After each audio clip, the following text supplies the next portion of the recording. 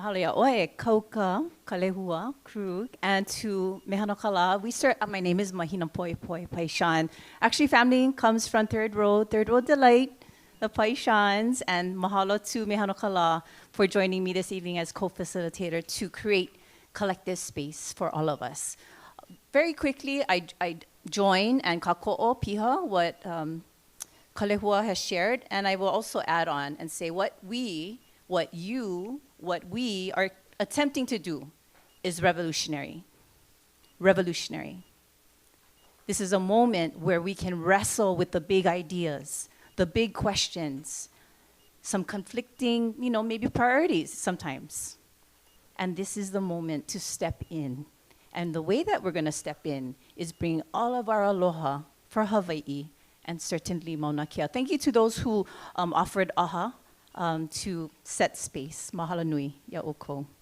Okay, so what I get to do is I get to say up front, the way that we've designed this conversation is to provide about 25 minutes of upfront information. And the reason behind that is because we want to add to the information, the knowledge base that you already have pertaining to Mauna Kea, and certainly with the transition of the Mauna Kea Stewardship and Oversight Authority. So the intention of giving information up front is to add to your knowledge base. From there, we really try to work the agenda so that the majority of tonight, short 2 hours, is about you providing input and manao. And we're gonna break out into 3 groups. We have a perfect size group to break out into 3 different groups this evening. And what I wanna say is that in no way are we trying to, how we have sometimes meetings where they say that it's community input, but it's like, if it's a 2-hour meeting, it's an hour and 45 minutes of information download and maybe 10, 15 minutes of conversation. We are trying to do the opposite of that. And so thank you for your upfront patience, and please know that we're trying to get through content so that you can help to inform and guide the future of Mauna Kea in partnership with the Oversight Authority. So just some quick housekeeping. You folks are of this place, and this is only my second time here. I'm Malihini. However, I found out that the shortcut to the restroom is this way, out to the exit, and to the left. Please enjoy the Mā'Ili. Thank you to Auntie Tammy and to Uncle Danny for nourishing all of us. Water, coffee, please do register because we want to continue to keep you looped in. Yeah, we want to keep you looped in. And we have more information around the room. So with that, we are now going to go into Ovai Mako. And I'm just going to briefly go through. We have the next. Yep. Okay, so I stand with a big team of Kanaka that are here to support this collective community-led effort. So if you are part of SSFM, Detail, Edith Kanakole Foundation, Mahina Consulting, and all these beautiful, intelligent organizations and companies, please stand and be recognized. Please stand and be recognized. Yep. So I see like Malia Kaihue, I see Mehana Van, I see Lala Nus, I see Mahina Tutor, and others. Okay, next. These are the areas, these are the components of tonight's meeting.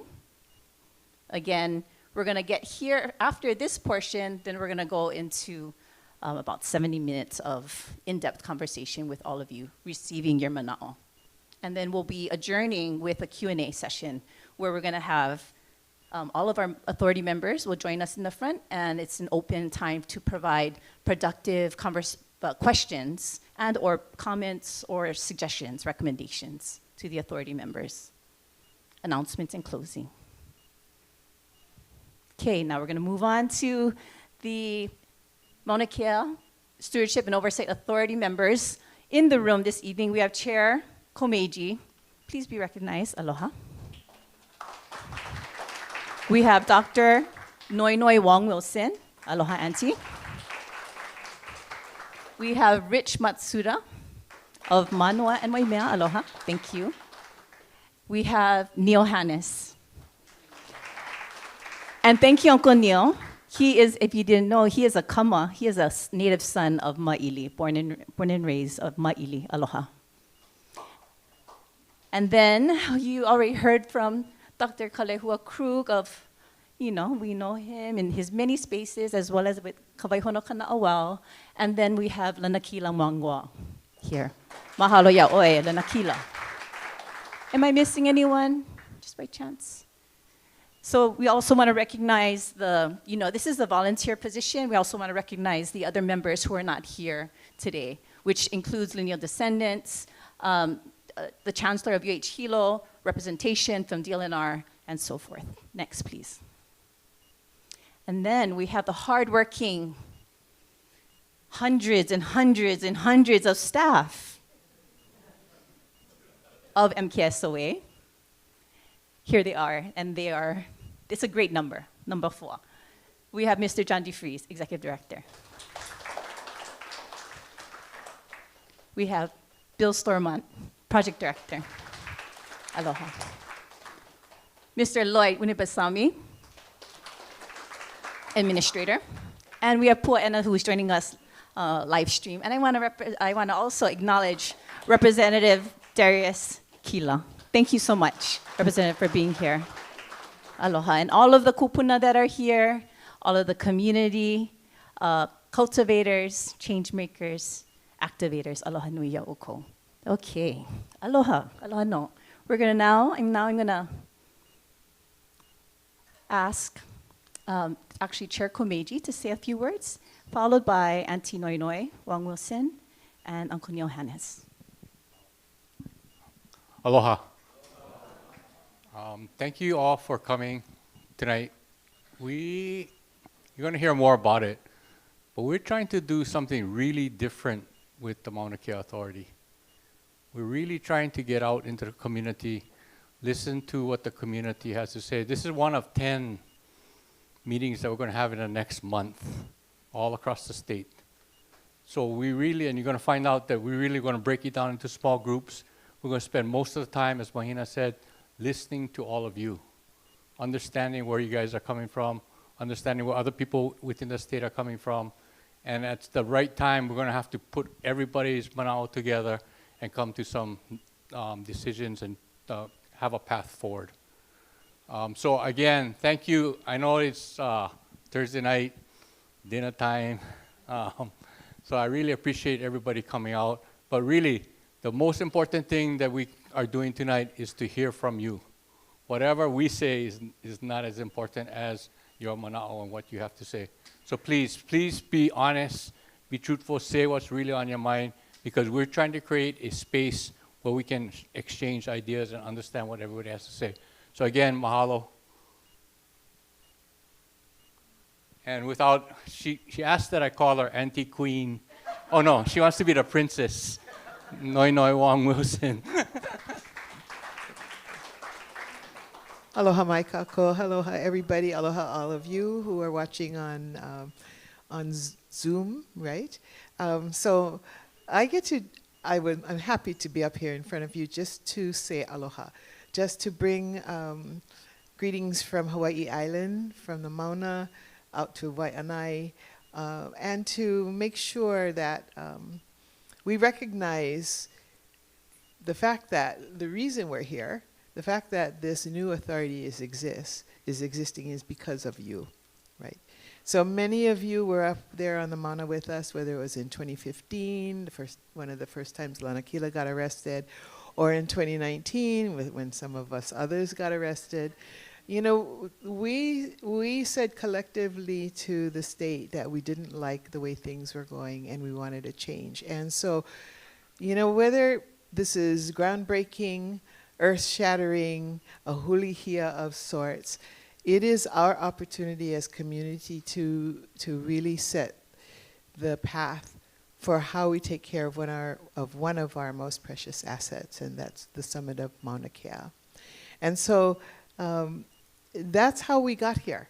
We got here because our community, large community throughout the Pai'aina, throughout the continent, our allies from other countries who came to visit us, we all demanded a change. And so here we are with this opportunity to really make change.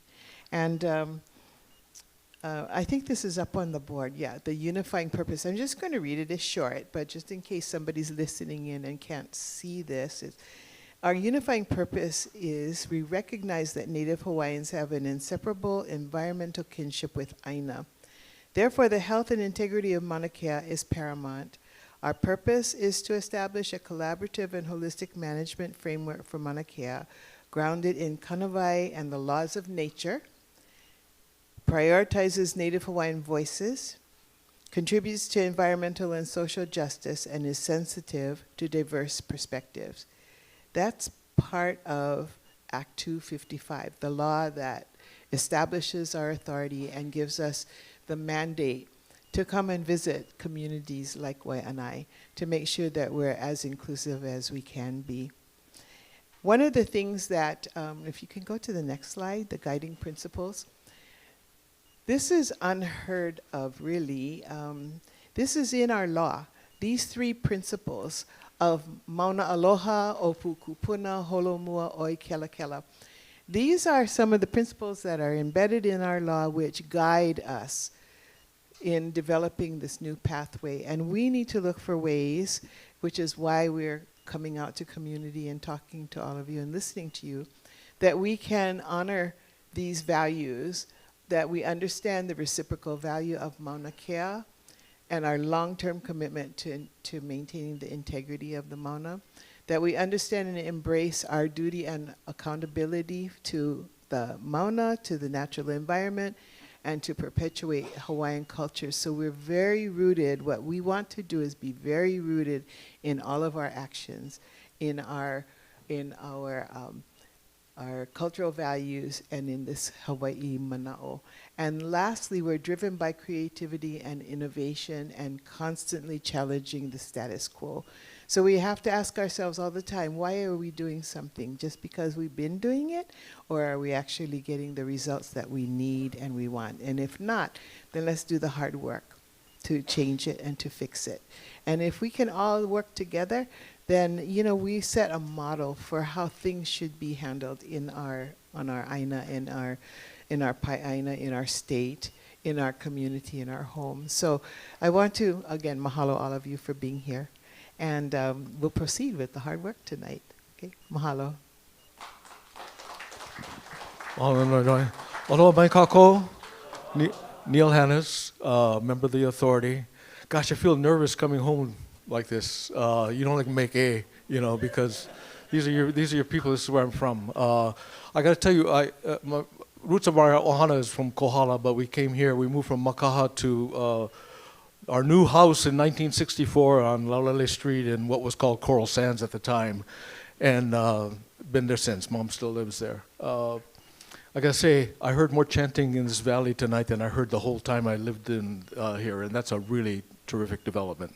It's a really terrific development to have a learning center like this in our community, so it's nice to see these things happening. But it's a little concerning as I look at the pu'u. I feel like I grew up in the malu of that pu'u ohulu right there, and now I see all kind of people walking up there with headlights and stuff like that. And it kind of reminded me of the work we're doing at Mauna Kea. You let just any kind of guys go, and I was there when there were gun emplacements there, living in this community and so forth. Is that how we want our pu'u to be used? Did you have a say in that? I don't know. But you can have a say in Mauna Kea. That's why we're here tonight. You know, I want to commend the legislature. Act 255 is awesome. It's an amazing piece of legislation because it's what I call, when you have people like Lanakila and Noinoi getting arrested, you got a problem. And if you want to keep having that problem, you do things the same way. And what the legislature says, we're going to cure insanity. We're not going to keep doing things the same way. We're going to do it real different. And I want to show you we got the message from your legislation.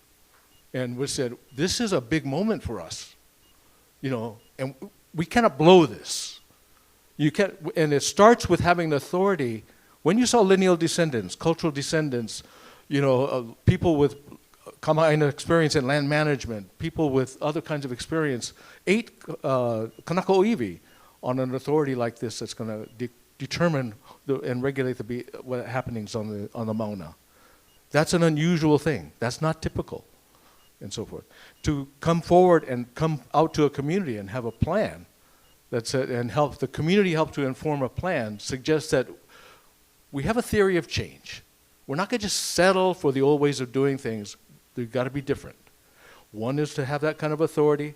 The second thing is to really understand what we're supposed to do. And one of the most important things we determined we needed to do is to make the Mauna a stakeholder, not just a parcel. You know, that's treating it like this pool over here. Is that the Mauna is a stakeholder, and we have to consider if it's culturally and spiritually and environmentally significant, what does it need? Before we consider what we need and what we want to do, we got to consider that first and understand that first. And you're going to help us do that in terms of the input that we received tonight. The second thing is we have to have some values in place as we proceed. And we have to reach out to the community, not just a limited part of the community, but across the Pai'aina, across different stakeholder groups, to help kind of break down these silos so people understand each other, and that's part of our theory of change.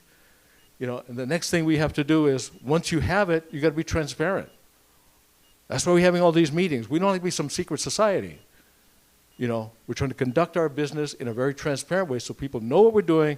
And when you get 100 people in a room, you can't necessarily come up with solutions or policies that everybody agrees with, but you can be transparent about why you made the decisions you made and where that came from. And that's our commitment. The next thing is, you know, we got to be, once you have set the policy, you got to be consistent. You got to abide by it. If you tell people to decommission a telescope observatory when they're POW, you got to enforce that. We know that that's the expectations of the people. We know that that's the answer to, the process answer to how to achieve different results. So that's what we're about tonight. And it begins with a strategic framework that then, once we get the strategy, then we can figure out how we're going to regulate and how all these various kinds of human activities get regulated, what gets permitted, what's not permitted. Go to the next slide real quick. And so that's why one of the parts of the vision and the strategy and that you're going to lean into tonight is the legislature told us to come up with an aspirational statement. And I liken this, you know, I do a lot of work with Nainoa Thompson and Polynesian Voyaging and Nainoa always says, before you can have a sail plan, you got to see the island. You got to see where you're headed and hold that in your thoughts. And that's what you construct the sail plan. That's what you create the crew to get to. So you're going to help us see the island tonight. Not just you, we're going to go around community to community. You know, we're going to have focus groups, not just community meetings. We have a website and so forth, all kinds of ways to elicit the views of our community, but help us see the island tonight. And we have our excellent facilitators. Mahina, I'll turn it back to you to get this process started. So we Pau talk, now it's your turn. Mahalo. Mahalo. And so now we're going to tee up a video by Dr. Pualani Kanakaole Kanahele to help set a foundation of kanawai. Something really integral to the authority is that it is charged with utilizing the kanawai to inform and guide the authority in their careship of Mauna Kea. Hello, Yakakoa Pau. You know, it's a real honor to talk about kanawai because it's not something we hear about all the time, but it's something that existed for a long time, and it's something that continues to exist because it has to do with this land that we live on, and what we as Hawaiians anyway should know about this land that we live on. That's what the kanawais are all about. Kanawai is first and foremost is called a law, but it's like a code or a decree or a regulation. Any one of those will identify the idea of kanawai. And the first kanawai that we're going to talk about is a kanawai called Ho'okiki kanawai. Ho'okiki kanawai. Okay, and Ho'okiki kanawai is the law of continuum. And so this is about Kanakas, trying to educate Kanakas about what's happening on their land and how they can make their land exist for many generations. So this kanawai has to do with the law of continuum. And Ho'okiki kanawai is the idea of Ho'okiki is to let things flow. And if you look around you, what are the things that flows? And one of the things that flow on our land is water. And they focus on water a lot because water is one of our main sources of life, for life. And so the idea of Ho'okiki kanawai is the idea of allowing or being aware of where water flows. And the other thing that flows is magma. And the great thing about magma and lava is once it comes up, whoosh, whoosh, whoosh, whoosh, and then it flows, it comes up out of the ground, and then it flows down to the ocean. What it does, it gives us land. And we look at it sometimes as being destructive. It is not destructive. It does what it has to do in order for us to have land. And so what the Ho'okiki kanawai is stay out of its way. Okay, allow it to flow. And then the idea of water that flows, Mauna Kea, the aupua of Ka'ohe runs from Hamakua, and it's a small aupua, runs from Hamakua to the top of Mauna Kea and over to Mauna Loa. Ka'ohe is bamboo. And the idea of the bamboo and why it's called bamboo, it has to do with water. And between the two mountains catches the most water. And it catches the most water, and this water will go into the earth, go into a bamboo idea of water basins. And then the water will leak out from it very slowly. And so you have all of these water basins between the two mountains. And that's why we have really big rivers in the Hamakua district, because of all the water that flows down freely. So the consciousness of what flows, where it flows, why we should be conscious of it flows, because it gives us life and because it gives us a place to live. And water is what we need for life. And a lot of the water has to do with the two mountains that we live on. Yeah. That's the idea of the continuum. The other kanawai is kua'a kanawai. Kua'a is the burning back, the law of the burning back. Now, the law of the burning back has to do with the gestating of landscape, basically, gestating of landscape. They initially looked at it as or compared it to an ali'i of very, very high rank. We don't approach the ali'i of very high rank because he is out of reach of everybody. It's the same thing with these land areas, the landscape that we need to hold sacred, or we need to hold like they're going to do a lot of good for us, because these are the land areas that are necessary for our existence. One is, of course, the volcano, and is one of it. The other is places that have marshes and streams and rivers and coral heads and the idea of the wet forest, because all of these things help to reproduce what's in there on the land. Coral head lets things out into the ocean, and a lot of fish go for it. Okay. And the wet forest is what gives life to more forests. Okay. And the streams do the same thing. And so this is the idea of the law of the burning back. So you look for these places and you be sure that you allow these places to maintain itself as it is.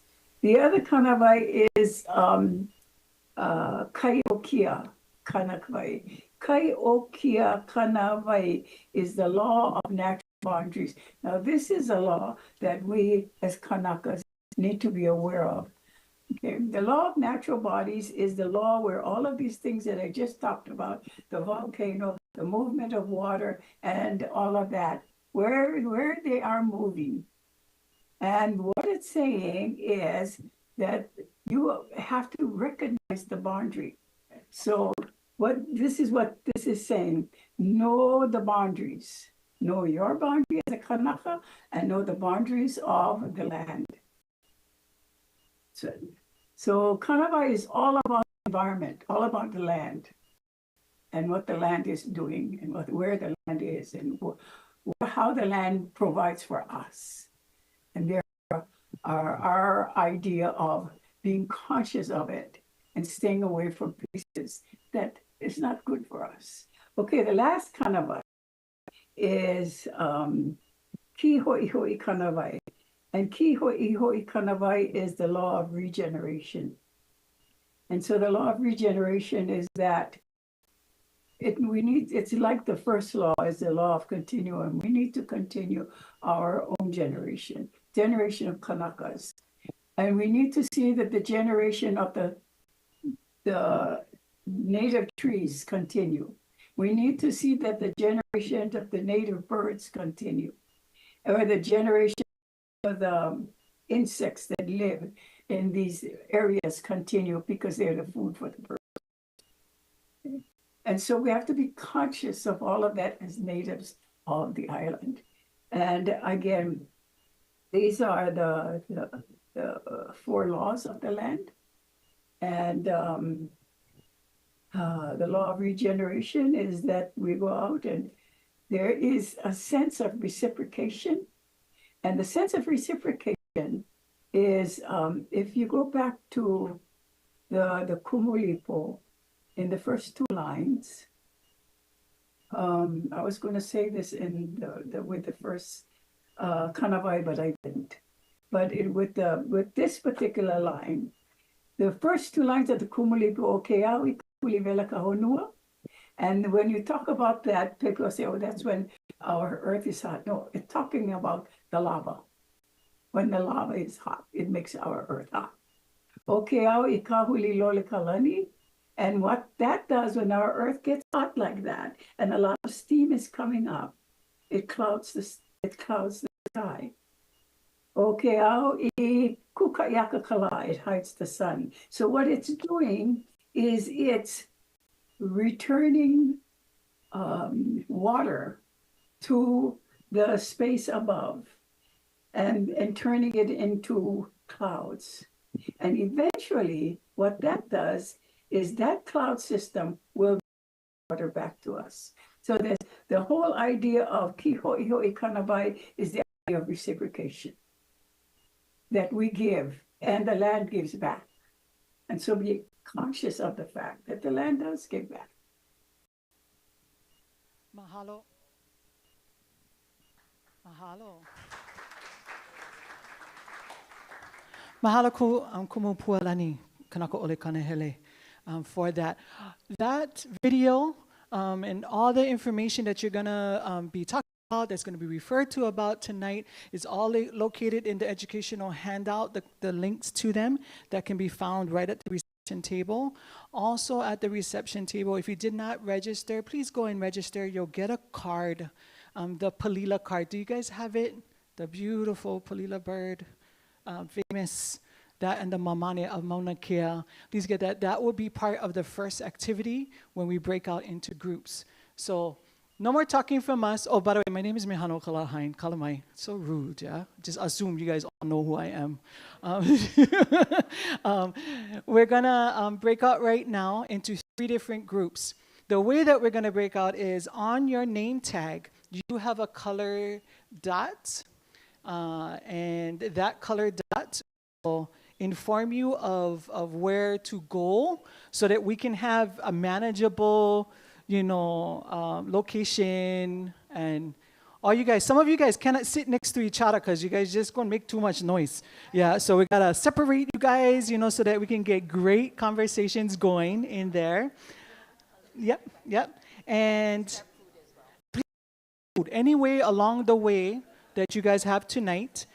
I'm also going to reiterate, all the information can be found on kuaowakea.org. When you leave here and you say, oh my God, I meant to say this, I forgot to say this, you can go onto that website. It'll have soon, there'll be a portal up there where you can put down your mana'o to these different questions that are going to be asked tonight. Yeah, so when you leave here, it's not pau.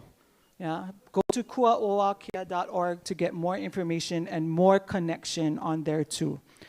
These are the instructions. The green group, if you have a green dot on your name tag, your group will be on this side of the room. And we will, not yet, when I tell you guys, we're going to huli the chairs this way, yeah? We're going to ami a little bit that way. And then if you have the red group is going to go into the room next door. Yeah, into the room next door over there. Yeah, and Lala over there raising her hand. She's going to be the facilitator for the group. And then we have our, what color? Blue, yeah. Our blue group. If you have a blue dot on top, your name tag, you will be right here at Mahina, Poi Poi. And for all of you who are on the live stream, your group will be right here with Mahina. So know too that you will be part of the conversation. You're going to get your Palila card is going to be super important for that first activity.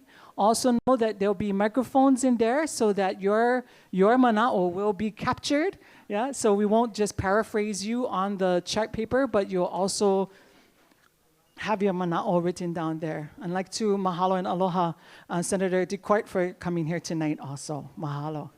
Okay, everybody, you got your colors? Yeah, green, red in the next room, and blue right over here.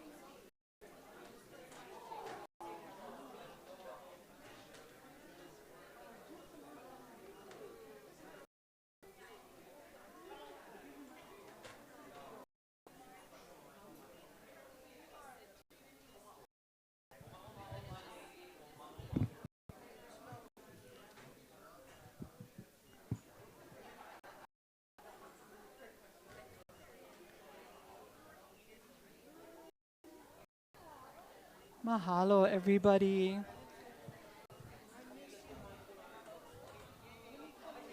Blue, again, will be on the Waianae side of the room. Green on the Nanakuli side of the room. And then red on the Makai end of the building.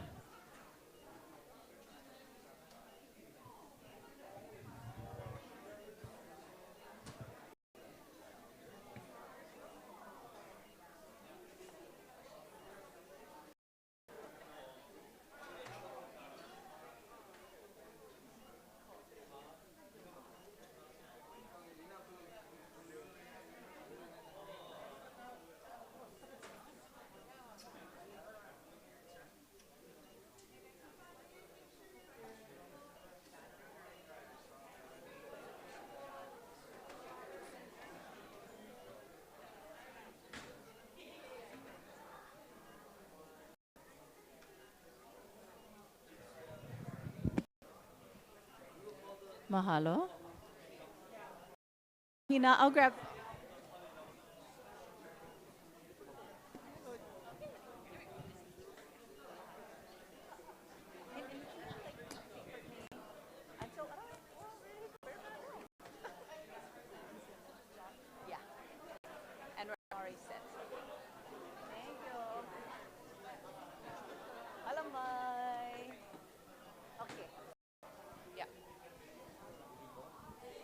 Okay, sorry, but gonna be a little bit annoying.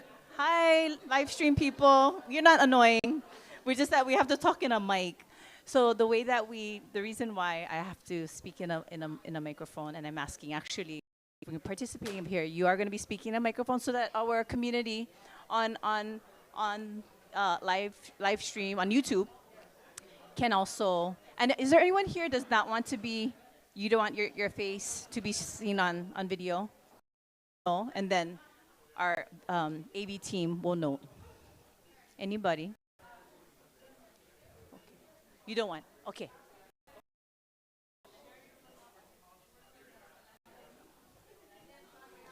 Okay, so, these kind of conversations sometimes take long time.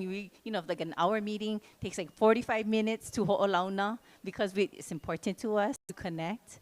So hopefully you had an opportunity to write on the card. If you didn't, no problem. But what I'm going to ask you to do is use your palila card, and you're going to turn to the person next to you, and you're going to respond. You're going to say your name, and you're going to say the aina that aloha's you, nourishes you, and then you're going to just respond to this question on the palila card, yeah? One of our endemic species found on Mauna Kea.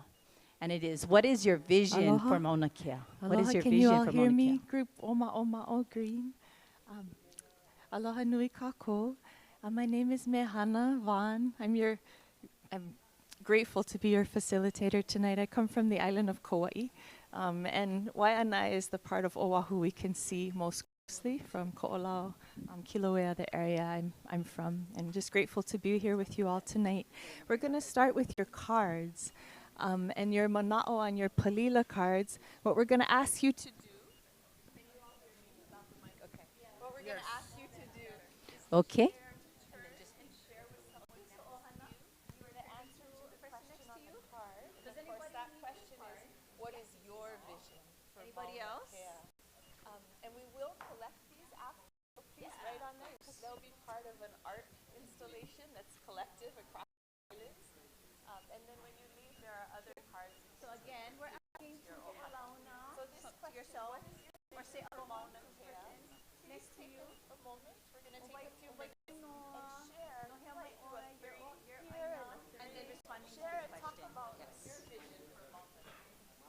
Yeah. What do you want to see in the future? What is your vision for Mauna Kea?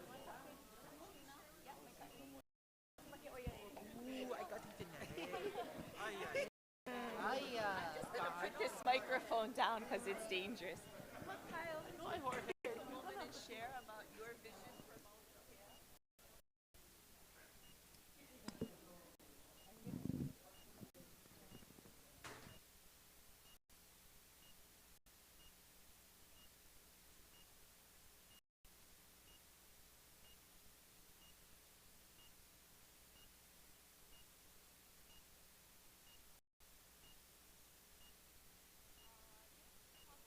That one, it'll capture if you just leave it here.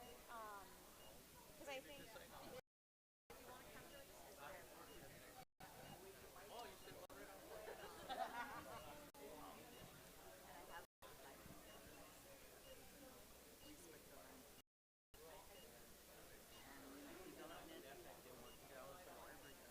Just me.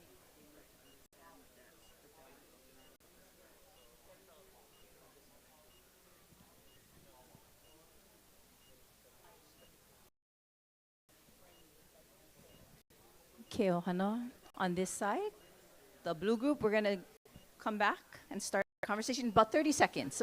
About 30 more seconds. About 30 more seconds. To those on the live stream on the YouTube, we're looking at this palila card. We're looking at this palila card.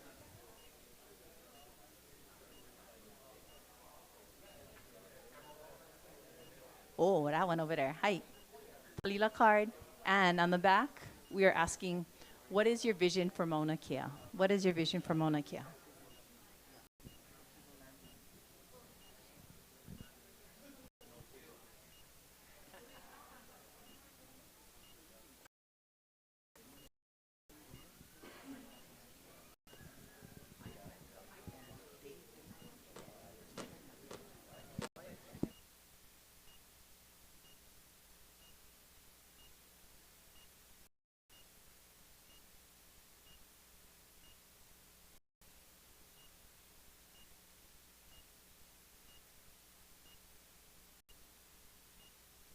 Okay, mahalo ohana.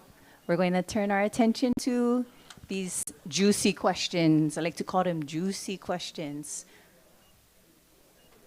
Mahalo nui. So I'm just going to give you an overview of the 3 areas that we're going to cover together that you folks we're asking for your mana'o, your input. The first is, as you heard Uncle Neil talk about the need or the desire for an operational statement to guide the authority. And there's a question here about the aspirational statement, so getting components so that eventually they can develop the statement.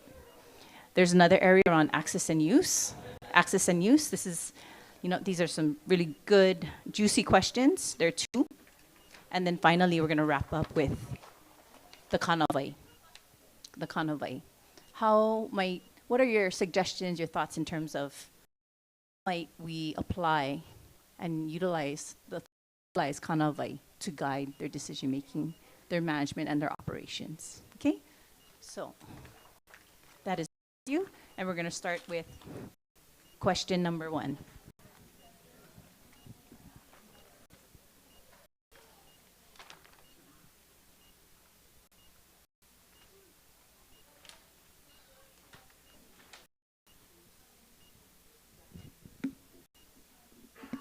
Okay, so just as a bit of context or background for this question.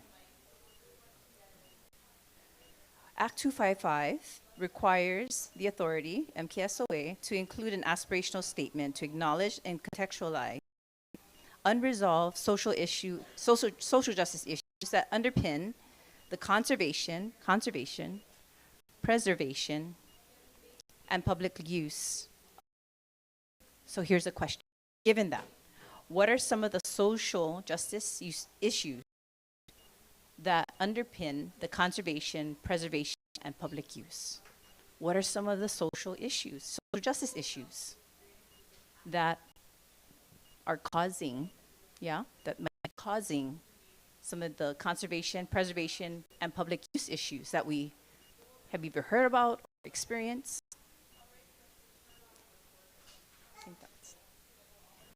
One thing, I do have grounding etiquette here. One of my favorite kind of like grounding etiquette is to share the mic. That there's about 20 people in this circle here, so we want to give powerful mana'o. You want to give the mana'o that you're going to give, but also know that others that want to share as well. So we just got to share the time with everyone. Who wants to? Hikino. My answer to this question is that a major social issue is that we as Kanaka, we are not in the necessary key positions at the various range or the various levels of government where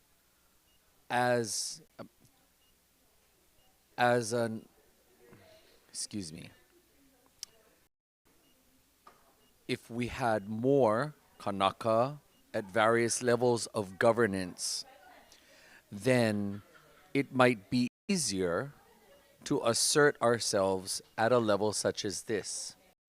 So what I mean by that is this group here, when it says public use, we're talking about the large public of the everybody else's, of which we Kanaka are outnumbered by the everyone else's. And therefore, it takes us back to the root problem of not being in key positions of political authority on down the line, such that would acknowledge that, yes, public use does include the large public, but it has to be with Kanaka in the driver's seat, not just based on ethnicity, but based on competent cultural knowledge, fluidity, and understanding, and a living relationship with the said culture, such that it determines what are the parameters that surround public use. Competence. So in other words, maybe I can just say it and then you figure out how it needs to be written.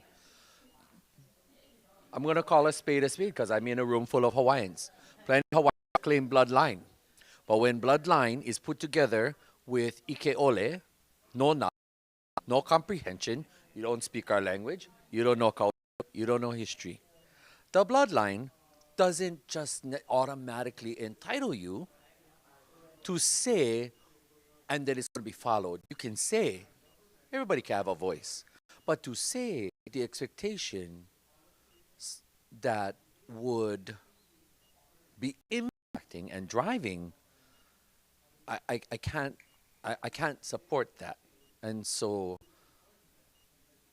whether it be here at this level or higher, yes, we're part of the public now, but as the minor minority in our own home, Kanaka that are selected to be in key positions of governance and authority need to demonstrate a fluidity and fluency and competency in history, language, and culture, such that said traits, said attributes are the driving factor for what is exactly public use. Aye. I'm sorry I'm late. So, another spade. So I just was outside doing an interview, and one of the questions was asked, was how is the Mauna related to Makua? And so for us, the Mauna is Makua. Makua is our Mauna. And then we hadn't described it in that way until after what happened at Mauna Kea happened. So when we came back, we realized everybody got their own Mauna Kea. You should go and malama that place, whatever it is. But the other thing I said is about Malama Makua, at some point, about 4 years ago, we changed our mission. Our mission is we malama Makua as a piko, peace and ho'i ho'i ea. And I gotta say the ho'i ho'i ea piece, because we interact with the military fairly often. Like in the last couple of years, talk story with people in positions of power. And what we're doing is that we like them. They have offered us access. We take access because we need to malama the areas that are, but we constantly remind them, this is not your house. This is our house.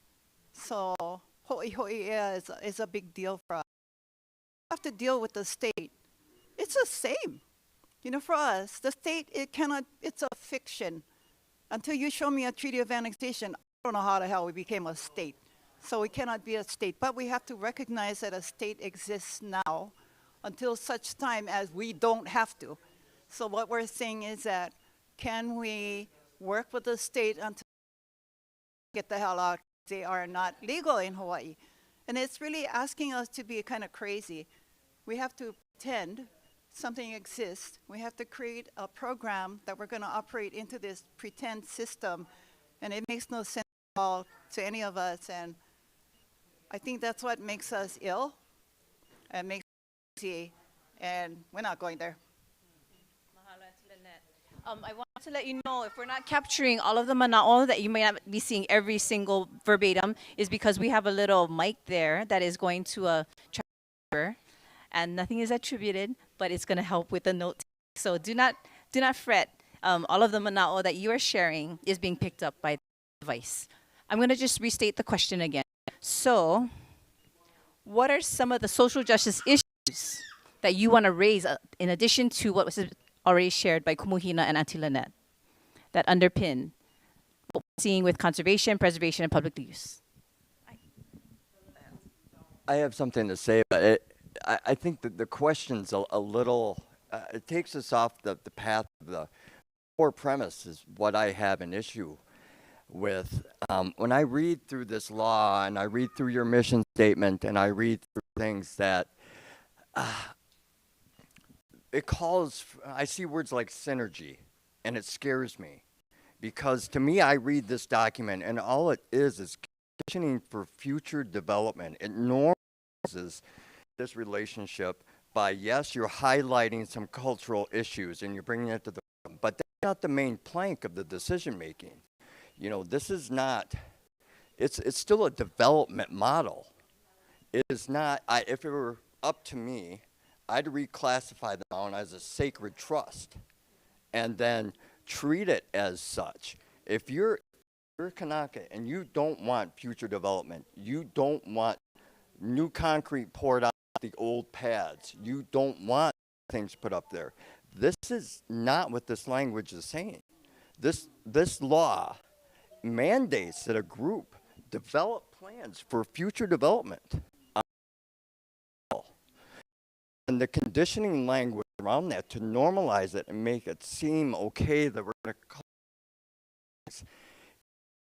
it's not the main point that they're going to be held accountable to.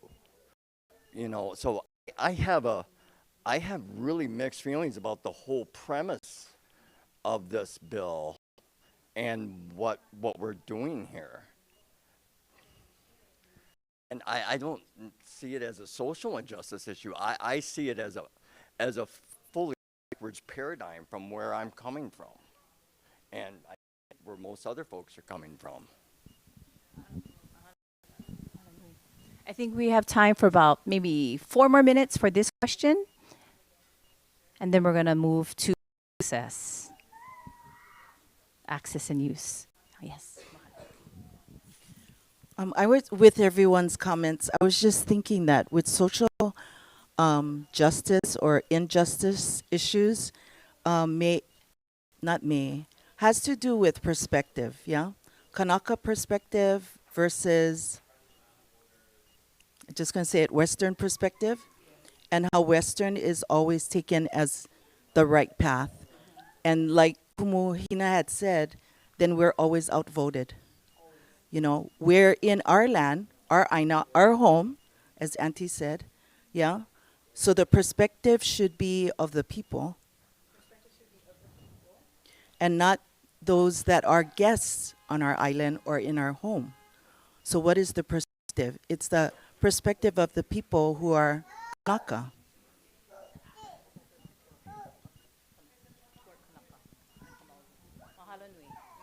Anyone else? You know. Thank you, Mahina. It's on. Okay. So I agree that the words are important, but from what I heard Auntie Pua say, and from what I heard the mission statements and sort of the vision so far is development is not something that's guaranteed or guaranteed prohibited. This is just looking at the process that's going forward, yeah, which is supposed to include all the values, Kanaka, Western, because that's the world that we live in today. We live in a Kanaka Western world where sometimes it's extremely difficult, which is why it drives us crazy. So it's okay to admit that you're crazy sometimes because that helps you survive, yeah. So the one thing that I want to add is social justice part is there's no compensation for anything that has happened in the past, right? And then how do you put Kanaka have to determine the valuation of those past usage and the value, because that cannot be a Western evaluation process. In other words, you cannot have appraisers appraise, 80 years of loss of access, 80 years of some negatives that have gone up there, but got to be balanced by the last 50 years of a road where we all can drive, right? Otherwise, everybody gonna start walking from the bottom, right? So it's got to be a realistic evaluation of what. But also is not applied through Western forms. Yeah, it cannot be a couple of land appraisers from some land appraisal company. So that's part of the discussion that needs to occur. Thank you. Thank you. We have time for one other comment, and we can come to it. We just want to get through all of the questions. Anyone else?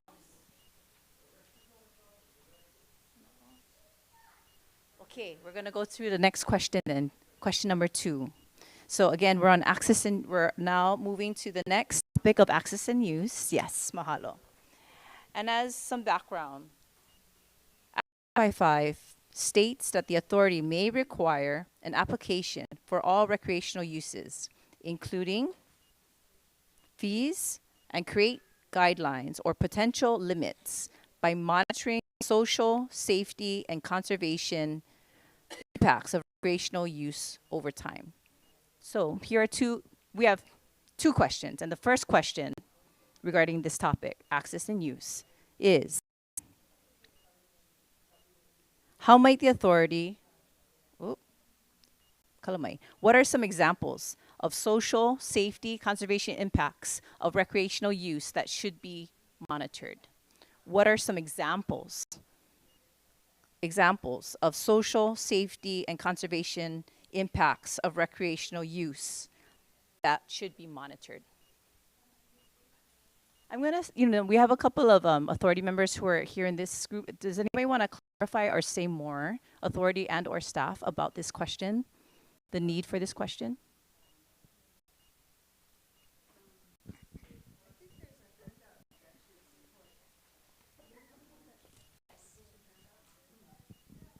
So, this is something that we're challenged with by the law, right? These are some of the components that we have to come up with that. And I just want to hear what you have to think about. For example, we know we have access by commercial operators, right? So the current situation is the university provides permits to a certain number of commercial tour operators who take people up on the Mauna, especially for sunset and sunrise kind of action. It's like a freeway up there sometimes in the middle of the night if you happen to be up. Also have no ability at the moment to restrict just visitors, whether they're resident visitors or po'ehaole who come, tourist kind visitors who get a 4-wheel drive and just go up on their own. And so there's at the moment no way or there's no process to say, like Hanauma Bay. This bay only can take so many human bodies. It doesn't matter who they are, but only so many before you start to impact the natural environment, the fish and the quality of the water over there. So we have to start looking at that. Like, how many people can that Mauna sustain on a daily basis and for what kinds of activities? So currently, like I said, it's kind of open door and anybody go anywhere. Not only our properties, which is the specific summit, Hale Pohaku areas visitor center, but even the rest of the DLNR lands, the rest of the conservation lands across the street. So we're just trying to get feedback on what our community thinks are the important things, or what are the things that we should be looking for. How do you take care of the Mauna and prevent overuse or safety issues? Yeah. Okay, mahalo. Thank you, Auntie Noinoi. Thoughts? Again, the question is, what are some examples of social, safety, and conservation impacts of recreational use that should be monitored? Love to hear from someone who has not yet spoken yet. Would love to hear from Opio Generation.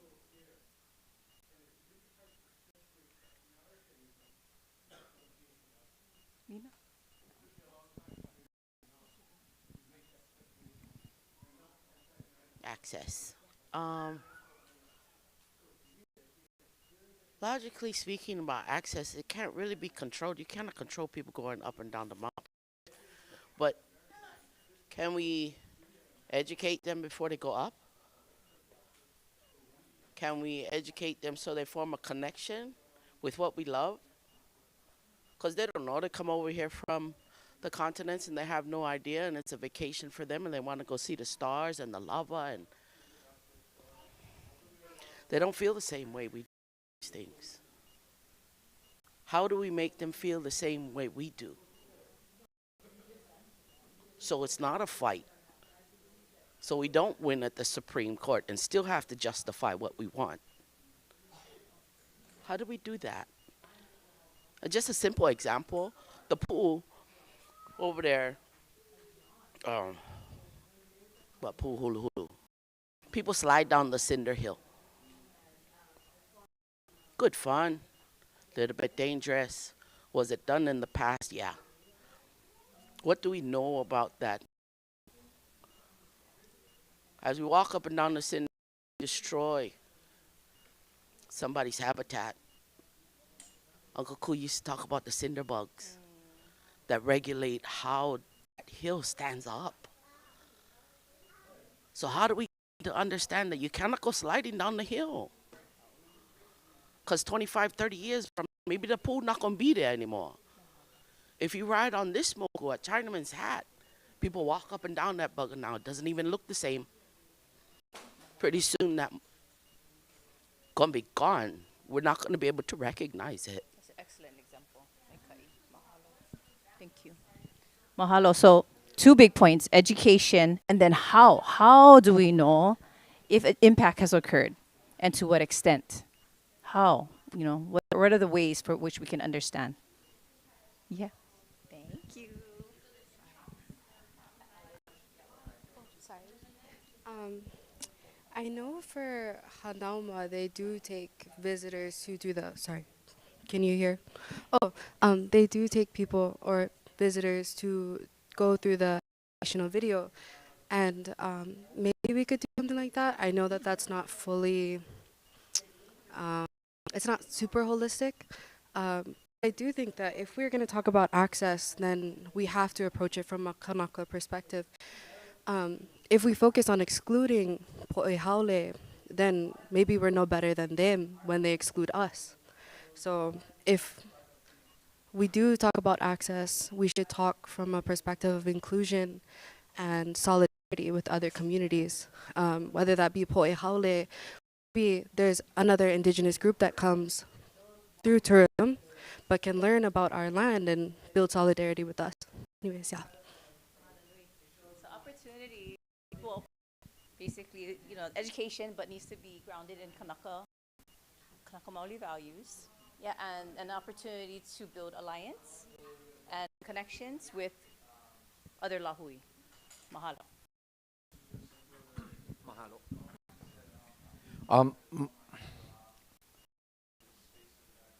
I more have a question than something towards this. And this tails off of what she just said. Here on Oahu, we see countless places that are under the jurisdiction of the state at whatever level it is. And when the gates closed.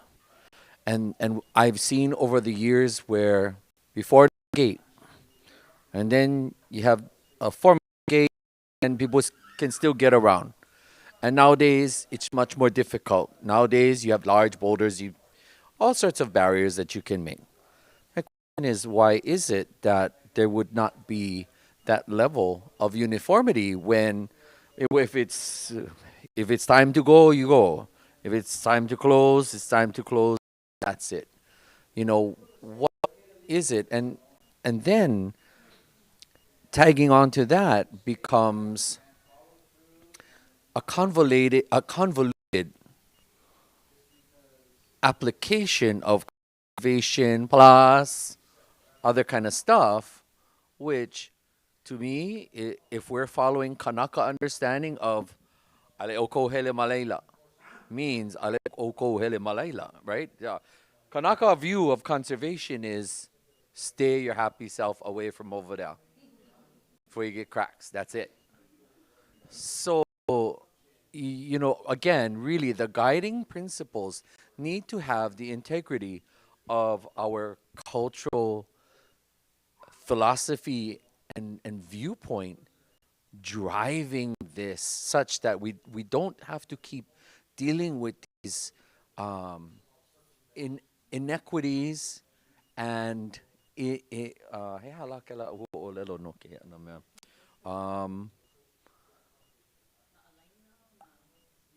malignment right? You say conservation, I mean, or is it a playground? Right? If it's conservation, conservation means that there's something to be taken care of. The land, the flora, the fauna, whatever is over there. All part and parcel. But yet, you have, people can go up there, people can do this, people can do that. It's the strange. And last thing I would say, you know what, we're being nice. I'm tired of being nice. And I encourage my fellow Kanaka, let's stop mincing words and call a spade a spade. We always say, oh, Western this and that. Well, America is east of us, actually. So, if we're going to be calling that spade the spade, just say American values, because a lot of the times our own Kanaka cannot differentiate between what is American. It doesn't matter, Democrat or Republican. It's just what is American and foreigner versus what is Kanaka. And I hope that everyone will go and think about this and talk about it, because this is where we get really messed up, is Kanaka cannot tell the difference anymore. So the only thing I would add is, as a recommendation to the authority, is find the jurisdiction, find a way to limit it, right? Because that's part of your task, right? To make recommendations, and don't be afraid to limit it. I mean, let the other guys in the legislature say that it cannot be done, but your recommendation should be that it be done. And then I want to go past the people going up there in the automobiles. I want to talk about the sheep and the goats, yeah, and the climate change that's happening right now, in which the sheep, the goats, and the cattle are going to create way more significant changes to the environment up there. And calling a spade, hunting sheep is not a traditional and customary practice, as far as I'm aware. Okay, so maybe we don't need the sheep. Maybe Judge Samuel King was correct when he said in the certain section, shoot all the sheep. Okay, we got to be worried about the grass growing because it becomes a fire hazard. But you know what? It's also our kuleana to plant a forest, like Auntie said, right? You replant the forest, the grass no grow, no need worry about fires. So it's got to be a comprehensive movement, a comprehensive action. And you know what's beautiful about Mauna Kea is if you get animals, the seed bank for the koa and the seed bank for the ohia are already there. Yeah, and it's been proven over and over again. You just fence one area, you keep those animals out. After about 5-10 years, the area inside the fence is a forest. It's been rebirth, just like how Auntie described it. So, gotta call a spade. Maybe no need as much cattle on the Big Island. Definitely no need sheep. There wasn't here. Definitely no need goats. There wasn't here. And allow the land to heal, and then we don't need to worry about fires. Allow the land to heal. Mahalo nui.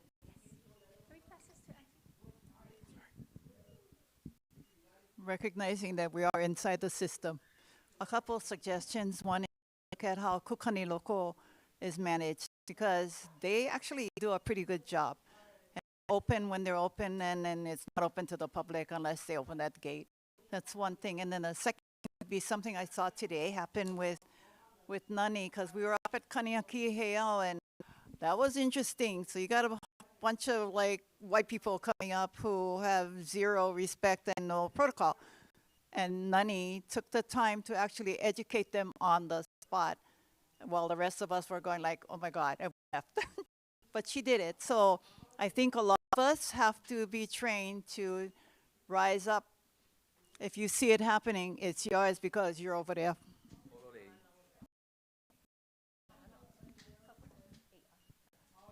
Yeah, aloha mai kako. Yeah, for conservation. So like, I remember when the Kanaka Rangers, they had Haleo Kuhio out there, and they was taking down data every day. Yeah, so, and they was doing them, voluntarily, of their love for Aina. And so I believe in what Kumahina and everybody said, that we Kanaka gotta got to be at the forefront, no matter what. But also the Kanaka that get the ike.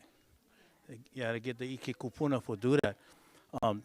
But when Kanaka shows up, kupuna na aina, they're happy. So when for example, like when had COVID and when Ige when put the what is that word? He put the restriction that nobody can go out and whatnot. But us Nakaneko Makua, we was going out over 2 years every night, protecting and kicking people not from Waianae. They was from Mexico, they was from Ukraine, they was from Russia. They was all partying up in Makua.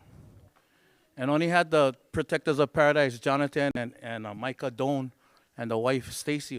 And I was watching them 3:30 in the morning from Kula Ilai all the way to Lelekohola, loaded with Napoe or Kahunua, but not from over here. And so when Kanaka got involved and we started going out and, we did make a change, but sometimes the video got shot off and an open hand coming. You know what I mean? But, however, because of those works, like responsive, adaptive, play space, caring, yeah, and management, yeah. And then what I heard also is the need for enforcement, right? The need for enforcement, and that whatever's being put in place would be driven and be codified and operationalized and reinforced in daily practice, daily ops, daily management. Also, what I heard. Hello, my kako over onani. Mahalo, Auntie Lynette, for pointing that's like an ongoing everyday thing for me wherever I'm at, and I see people that I don't know in my moku. And so I think about like Oahu specifically, and how do we do that and educate our tourists that are coming here. And I feel like HTA, and I don't know how this connects and everything, but I feel like if we had a mandate on Oahu specifically, for anybody that's coming here, you got to come here 10 days, at the bare minimum, 10 days. The first 6 days, you go to each moku, and you participate in some kind of cultural whatever from that moku.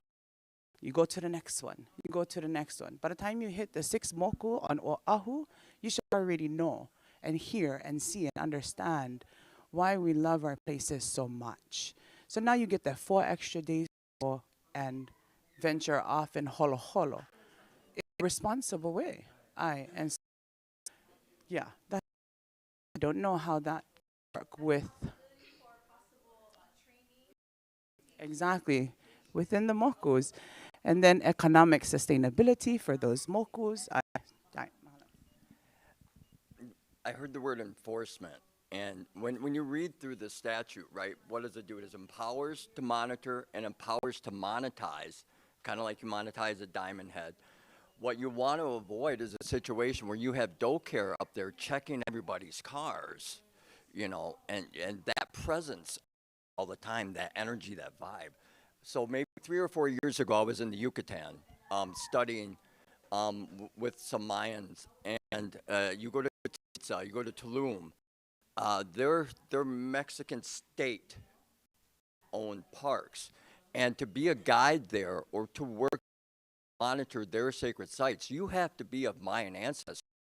You have to be of that blood, or they do not hire in to represent your culture. And it's very well controlled, and they have a ton of tourists come through there, and they can be very respectful. So if there's going to be some enforcement policy, like Brother was saying, it should be done by our own from that basis, and not from a higher docare or some other authority of that nature that brings that kind of presence, just even visually, to this.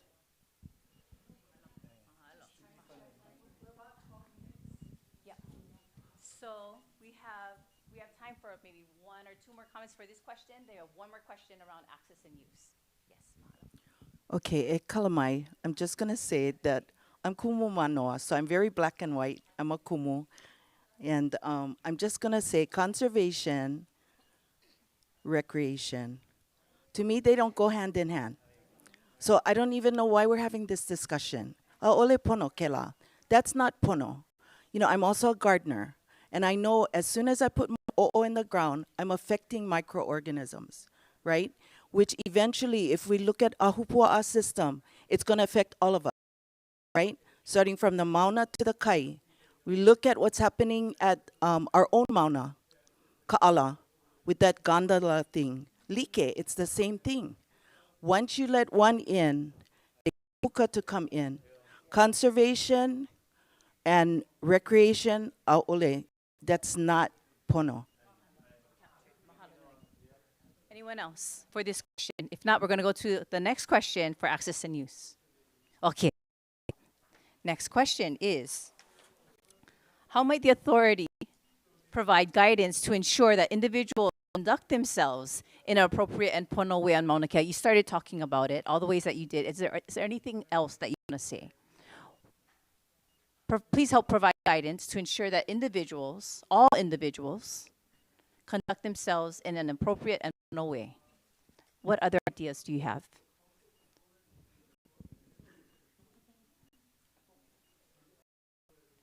We'd love to hear from someone who has not again. We love to hear from the OPO generation. Looking in the back over there. Oh, yeah. Oh.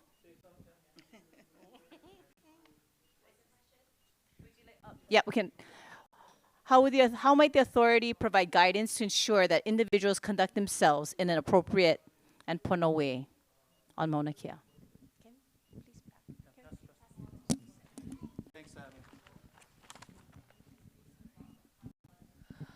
Aloha, I really believe that in order to just the change that, the days of asking are over. As people who are in these positions of authority, they're not listening to us. So it's important that we put ourselves in these positions to be authority and to make these decisions. So it's important that if we are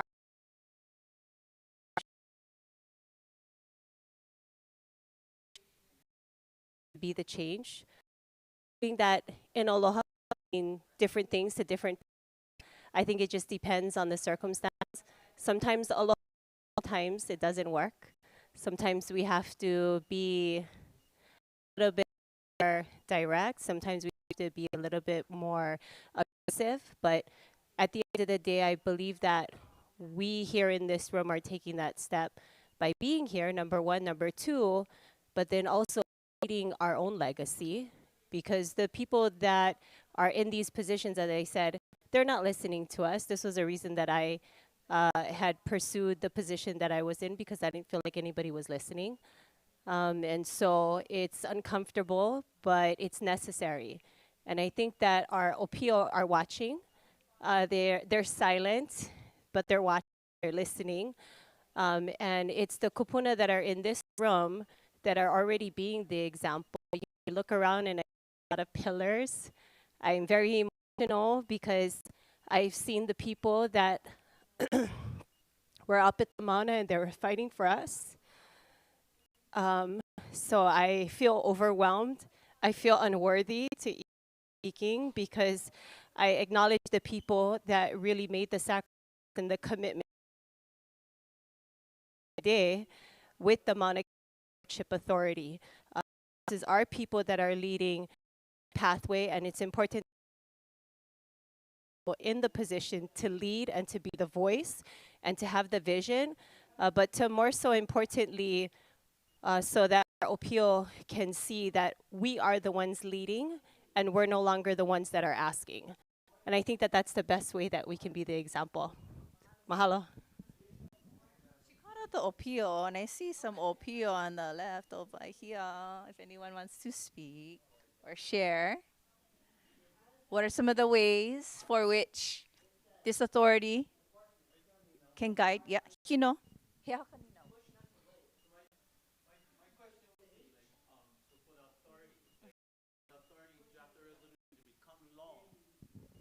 To become law, because policies, in my mind, laws get more teeth than policies.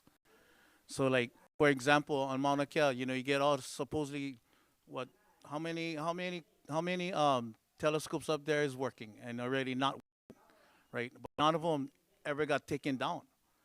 And so it goes by policy. So if the authority can draft resolutions to become law, instead of policies, have laws so that, you know, before even talking about, because we all know TMT ain't going to be built up there.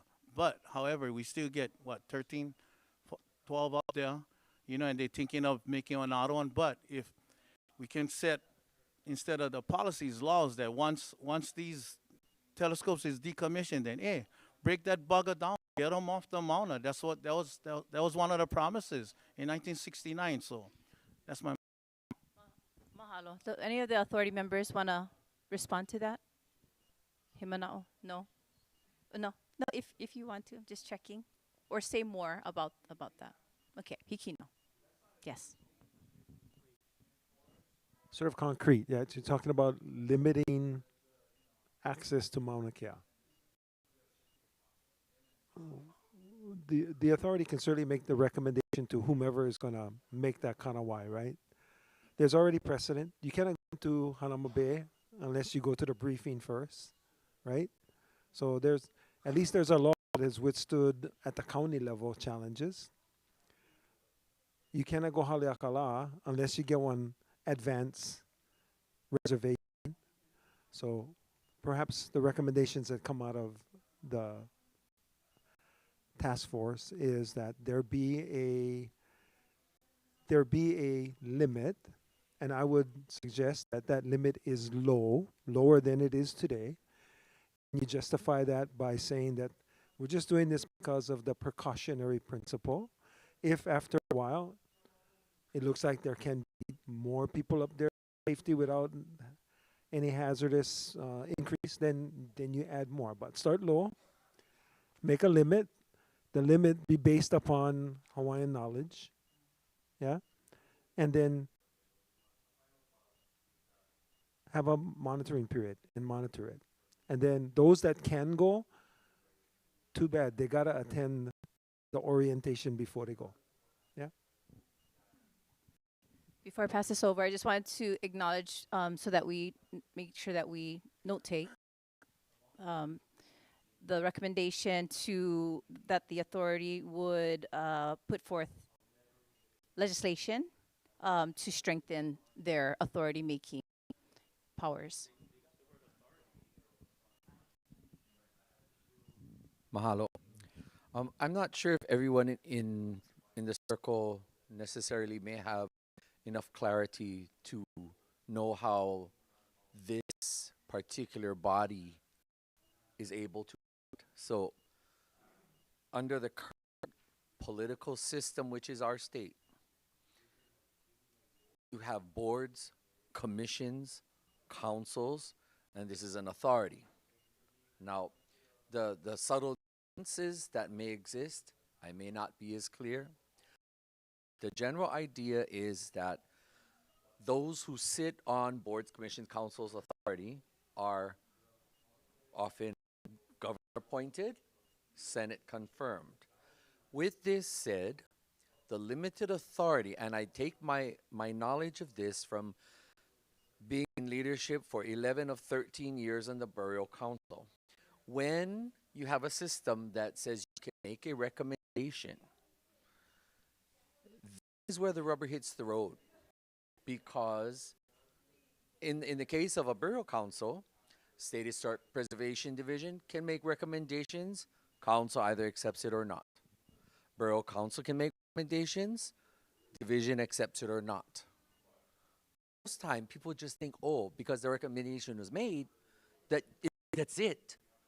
But our people aren't necessarily as accustomed to this way of doing things. So this format in and of itself is rather foreign. Took me a while to figure it out. That's where I say those who sit on this authority, your true power comes when you make a decision and then you have to posture with the the the propensity of our people behind you, such that you would influence each and every legislator, because the relationship between the authority and the legislators who make the decisions are where it counts. And it is possible. My time on the Borough Council was just like this.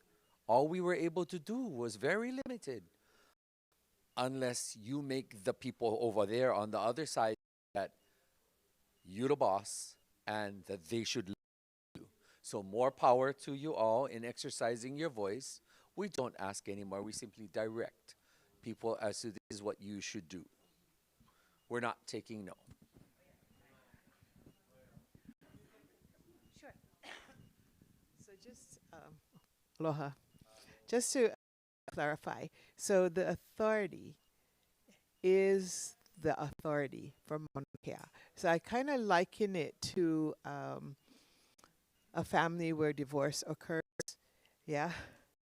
And it used to be under the authority of the University of Hawaii and the Board of Regents, all that occurred up on the summit area. So there, we only are responsible for pieces on Mauna Kea, which includes the summit, and then the visitor center, and then the access on the road between those two parcels. But what I hear from Uncle William is a lot of things that occur actually are still on DLNR land, like across the street. There needs to be coordination between our agency, DLNR, in order to affect the kinds of things you recommended. And I want to make sure.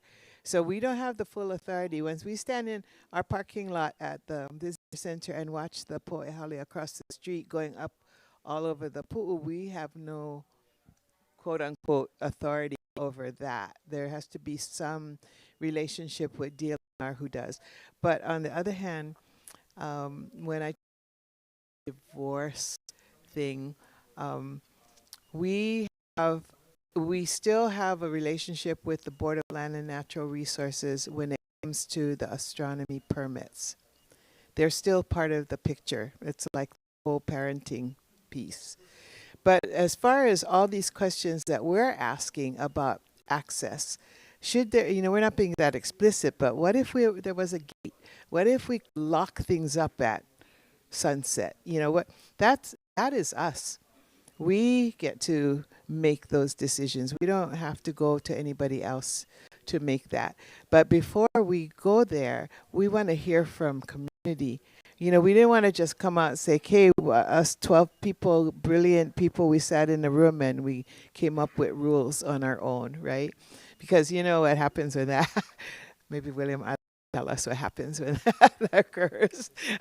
This has to be with our community to say, this is how we want you to manage the access. This is what we're recommending. So you're recommending to us, authority, how you think we should take bold steps, because nothing occurs right now, right? There's no limitation.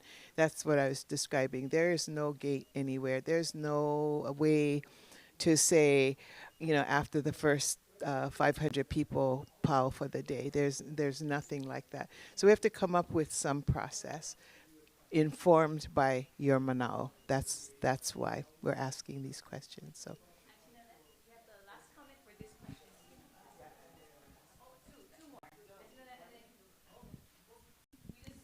Thanks. Oh, 7:32. So I'm just going to comment on what you said, and thank you so much. What I learned from being on the Mauna those few times we were up there is they already had a set of rules that worked really well. And I don't know why we have to reinvent the wheel. Take theirs.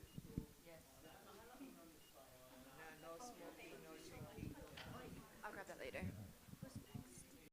Oh, sure. Hikino. Mahalo, Kapua.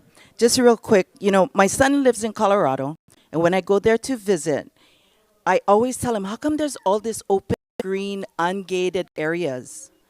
And why can't we have that in Hawaii? It is understood by any visitor and the people that live there, those areas are sanctioned, those areas are planned, and you cannot do any development on there. Education is important. They don't put up fencing. It is understood. So it's important to educate. But why are we fencing our areas? We have to be strong enough, have that leadership, but then even our own ohana got to understand that we have to respect that area too. They're doing it in other states. Why are we not doing it in our own land?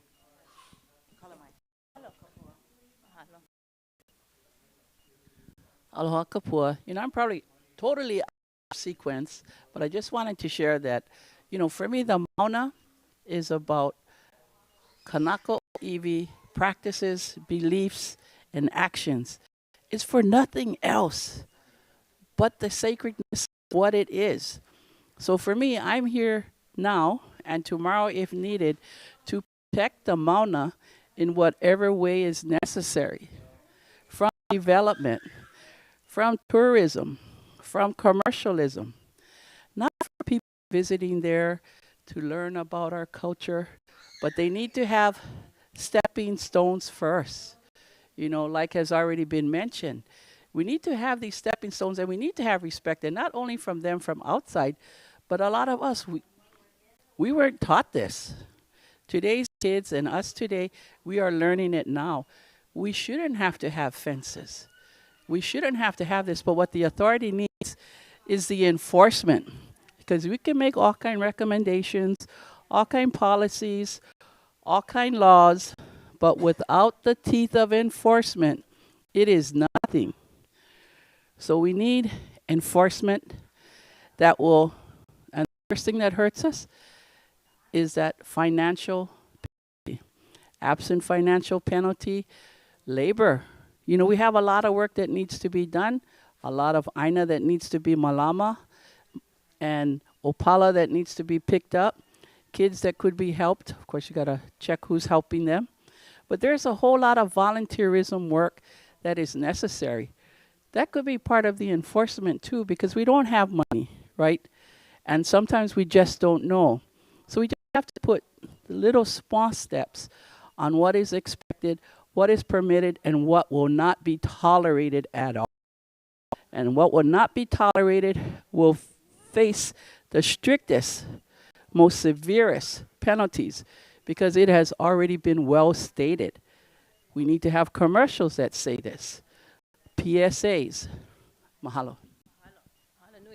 Auntie, thank you. You already took us to the final question, which is around indigenous place-informed frameworks and intelligence. So, in Act 245, it requires the authority to incorporate indigenous management and cultural processes and values. So here's a question. After learning about Kanawai as presented by Dr. Pualani Kanahele, natural laws, and examples of how, can you please provide some examples of how they guide or how they should guide stewardship and ecosystem management on Mauna Kea? How should these Kanawai guide the management of Mauna Kea?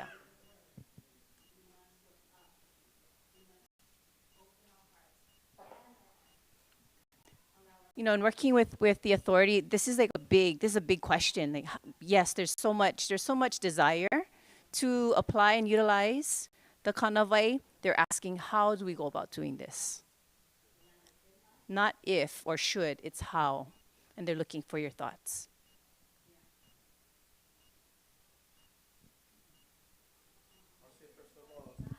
I'll say first of all, if the authority recognize what Antipua had put up about the Kanawais and to come to a census to agree with all those Kanawais that Antipua would suggest, and if the authority already when agree on that. Anyone else?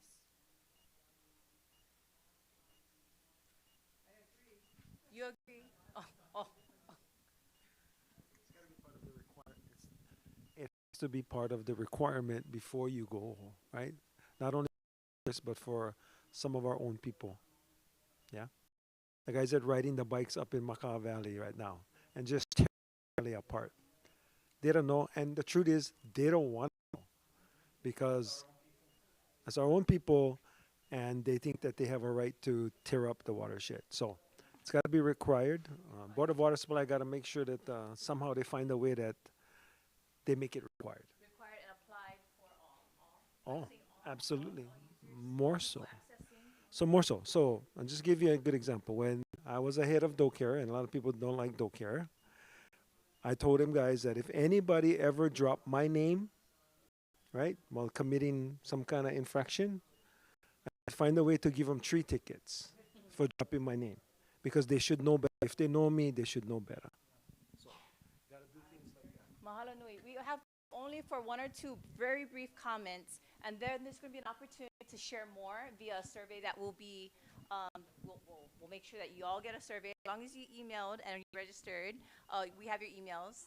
We will make sure you have the survey. That way you can add more. You can add more mana'o pertinent to all these questions. Any final comments regarding this question? What are some examples? What guidance would you give to the authority to apply and utilize these kind of like, how? Requirement. You got to require. Yes. Can you share your manao? Are you able to share your manao? Yeah, I think the kanawai are integral. The kanawai is a way, is an expression of and how we describe how Aina works. So we live on island islands, and in order to malama, we have lessen our, and we have to understand. I would say first thing is that we have to really understand how does kanawai work, how do we practice this in various situations. That's my manao. Okay. Mahalo, folks. We are gonna. I need your help. We're gonna transition. So folks are gonna come back. We're gonna join, and we're gonna have a Q&A. So I've asked Kumumanoa if she would just share a couple of highlights from our conversation. If anybody wrote on their handout, their palila bird. If anybody wrote, I'd love to collect them because what we're gonna do is we are going to create a collage at the end. And if you wanna just, write your manao to the palila. What is your vision for Mauna Kea? You don't have to put your name. You can if you want. Then just drop it at the back. We're going to create a cool art collage. Our collective aspirations and efforts. Mahalo nui. Good job, my kaino. Mahalo.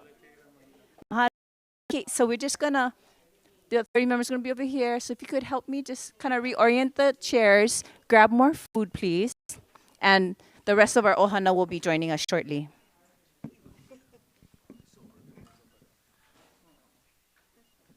I saw all your notes of like, mahalo.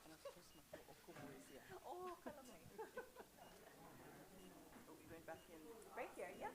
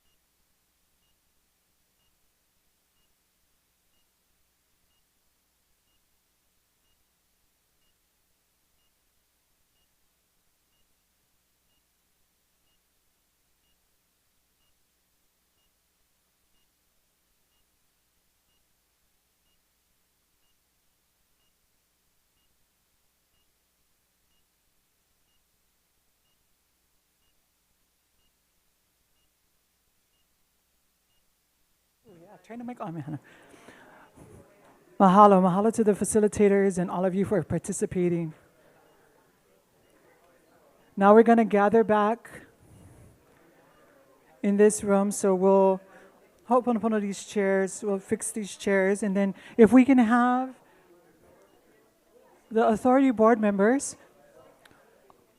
if you guys can come up to the front end, and Uncle John, come up to the front and take a seat. We will have the groups share out. I think everybody knows who the designated rep is for each group.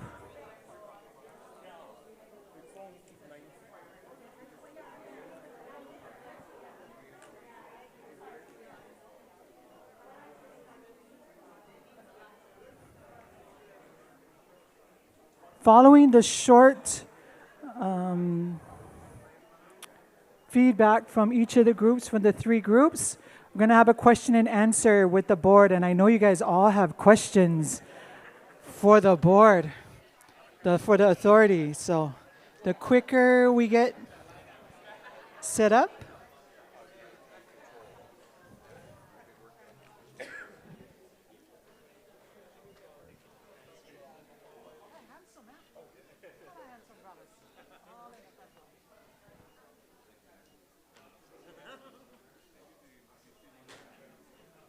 mahalo.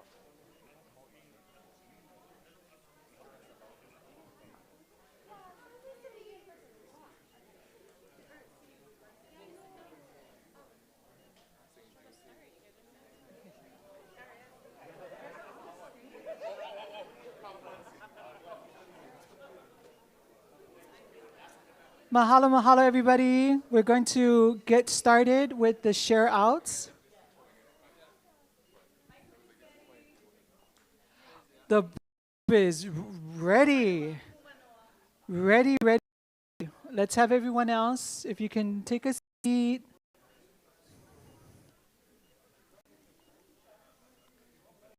Let you guys get all settled down. Yeah.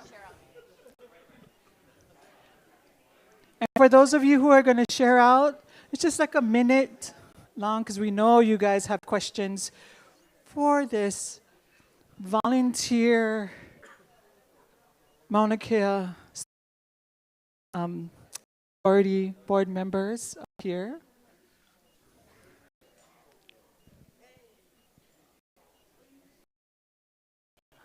Okay, mahalo. Everyone, if you can give your attention towards this side of the room, please. Alo mai kako. O kumu kalamaya, Valerie Manoa, ko'oi noa. I'm from Nanakuli Homestead, and I want to mahalo my group, and if I missed anything from our group.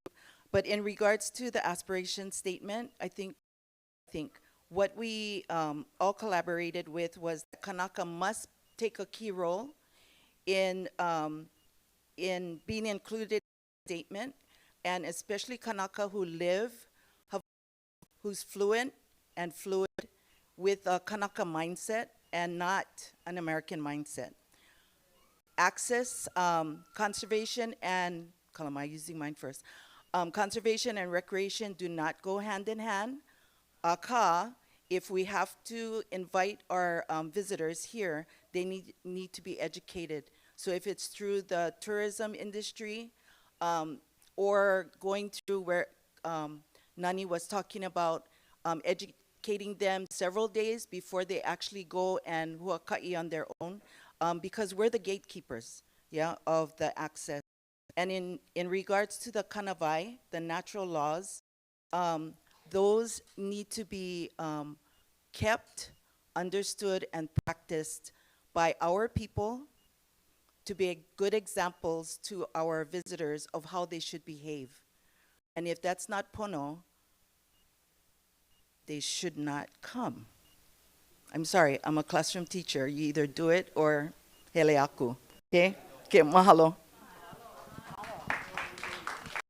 Okay, let's go over to the green group. Green, who's the speaker for the green group? Oh, yay. Aloha. We all need to have Olelo back it's kind of true, but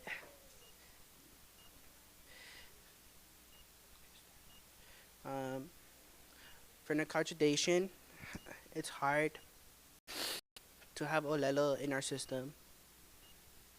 But it's really hard when you push olelo Hawaii to our schools to have our kapuna, our kikikane kikiwahine.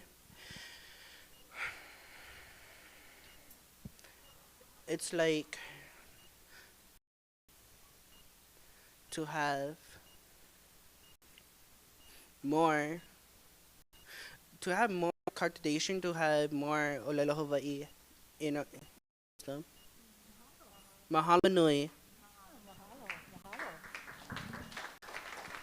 Mahalo to Isaiah. I'm just going to add for our group, it was amazing to have so many generations that have been on the Mauna. Uncle Sparky started us off reminding us that the abuses have been ongoing and for a very long time, and they're not new. And there was a of sort of the differences in thinking about highest and best use and a bulldozer mentality versus it being a place of pilgrimage, the sacredness of the mountain, the kanai. And like group one, many in our group expressed that uses should be, that we should err on the side of more protectiveness and less use. And that there should be extensive training of tourists through the industry, but also being okay to say, oh, this is not an okay use. There was talk about a gate, use of a gate. There was also talk about the safety issues with going up there at all and the importance of those. And then on the Kanawai side, our group was really articulate about the importance of what happens on Mauna Kea flows to everywhere else, and that this process affect not only Mauna, for example, negotiations on military lands, which are really up, missed. People were viewing how important everyone has already learned from Mauna Kea and those who've been protectors of Mauna Kea, and the importance of protecting its sanctity and not being afraid to do so. Those are things I heard in our group. Thank you. Oh, and really, really important, people said, and again, put the aina first and listening. Okay, now the red group, Lala, who's the thing? Oh, okay, yeah. Okay. Aloha mai kako Loa Pine, representing Pahe'ehe Ridge Homestead Association. Dad is Pine from Hamakua Coast, from the Mā'Ili of Kukui Ha'ele. Mom is a Kaneo from Paka Ranch and Waimea area. And, you know, the consensus I get for the Karaka o Iwi in general, and I think for the red group, the green group, the blue group, or whatever group, you know, okay. We one group, and you know, the eha comes from exact moment in time, and it's when even before the overthrow, because I've been getting into some more information of even before the overthrow of how the hurt started from, you know, Hawaiian nationals, you know, that were missionaries that started the coup and all that kind of stuff. And so, you know, even today, as I was helping a lot of kupuna, I work for Waianae Economic Development Council, and so I'm helping Kanakas build businesses. And a lot of the aunties that I was spending time with, there was one key issue, and a lot of it was family trauma. And a lot of the family trauma stems from a lot of the stuff that has happened over 100 years ago. And so what I'm saying, my point is, I think we're moving in the right direction of these conversations. I don't think we should be fast to make decisions. It's been 5 years since I've been on. Take another 5 years to have discussion, to continue these conversations. Eha is how we can think clearly, and when we can think clearly, we can come up with good decisions and good ideas to continue to steward Hawaii as a whole and push our people forward. Mahalo. Mahalo for the group work that you guys did. Now we're going to go to asking this group of people up here. And may I join in? Yep. We're asking permission if we can go to 8:10, and if anyone needs to leave, we understand, and I think there's more. Please take home. I'm going to ask some of our team members to put out the Ziploc bags. So please take me.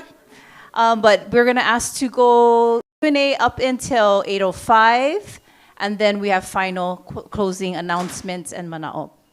Mahalo nui, community. Aloha. Mahalo. So who would like to go first? Who has a question for the authority? And because we only have 10 minutes, please, let's make sure that as many voices can be heard. So mahalo, keeping your questions very clear so that we can all understand.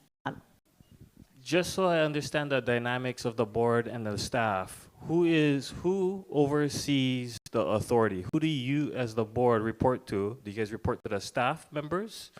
And then if you report to the staff members, who do you guys report to?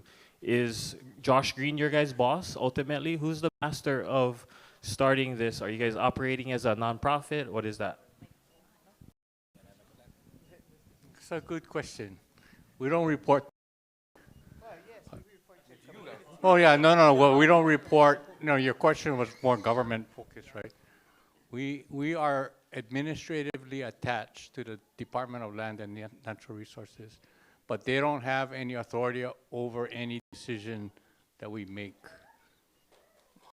So one thing that we're fighting, and we continue to fight, is that we want to have the final decision making.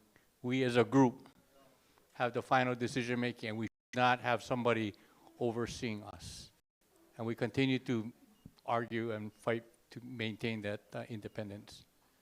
Now, the state does provide us with $14 million. So if monetary, you can control people through money, right?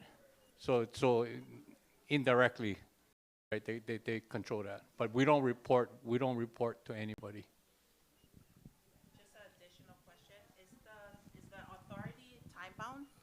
The question is authority time-bound? What the law says is that on July 1st, 2028, up until July 1st, 2028, are co-managers of the Mauna with the University of Hawaii.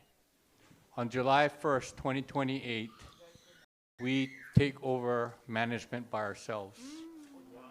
On 2033, the leases, and so we are time bound in that sense, right?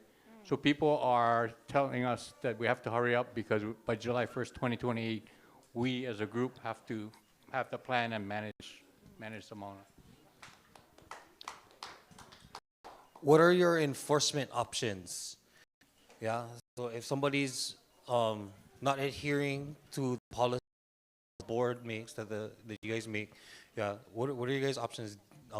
DLNR, AG, etc.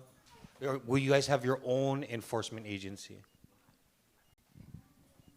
Someone else, I can answer, but go ahead. Right now, the law says that we have to use DoCare, the DLNR. Part of the challenge for us is that we don't want to set up duplicative. For us to set up a new, like a law enforcement agency is really hard. We don't have enough staff, only a short time. So under the law right now, we can use DoCare to enforce, but we just had that discussion the other day. We have to call DoCare to tell them, okay, you guys have to enforce what our policy is, right? But we decide what the policy is, yeah. We have the rangers too. Yeah. We have rangers up there. I don't know if you guys have been up there, but the rangers don't really have enforcement policies. They try to convince people by talking and explaining why they cannot do stuff and whatnot, yeah. But they cannot arrest people, for example. Right now, the rangers cannot arrest anybody, even now. DLNR can. Yes, DLNR can.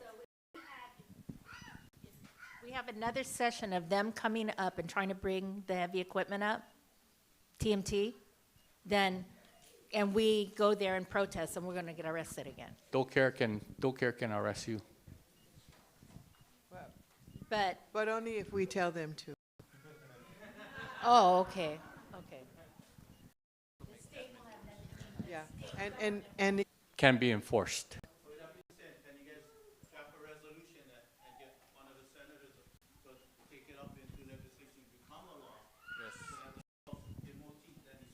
Yes, in fact, we are, the question is, can we go and ask the legislature to enact laws? In fact, we are right now putting in a bill, because there's certain we need to help us govern, that we introduce a bill in the legislature, and we're asking the legislature to adopt that so it becomes a law.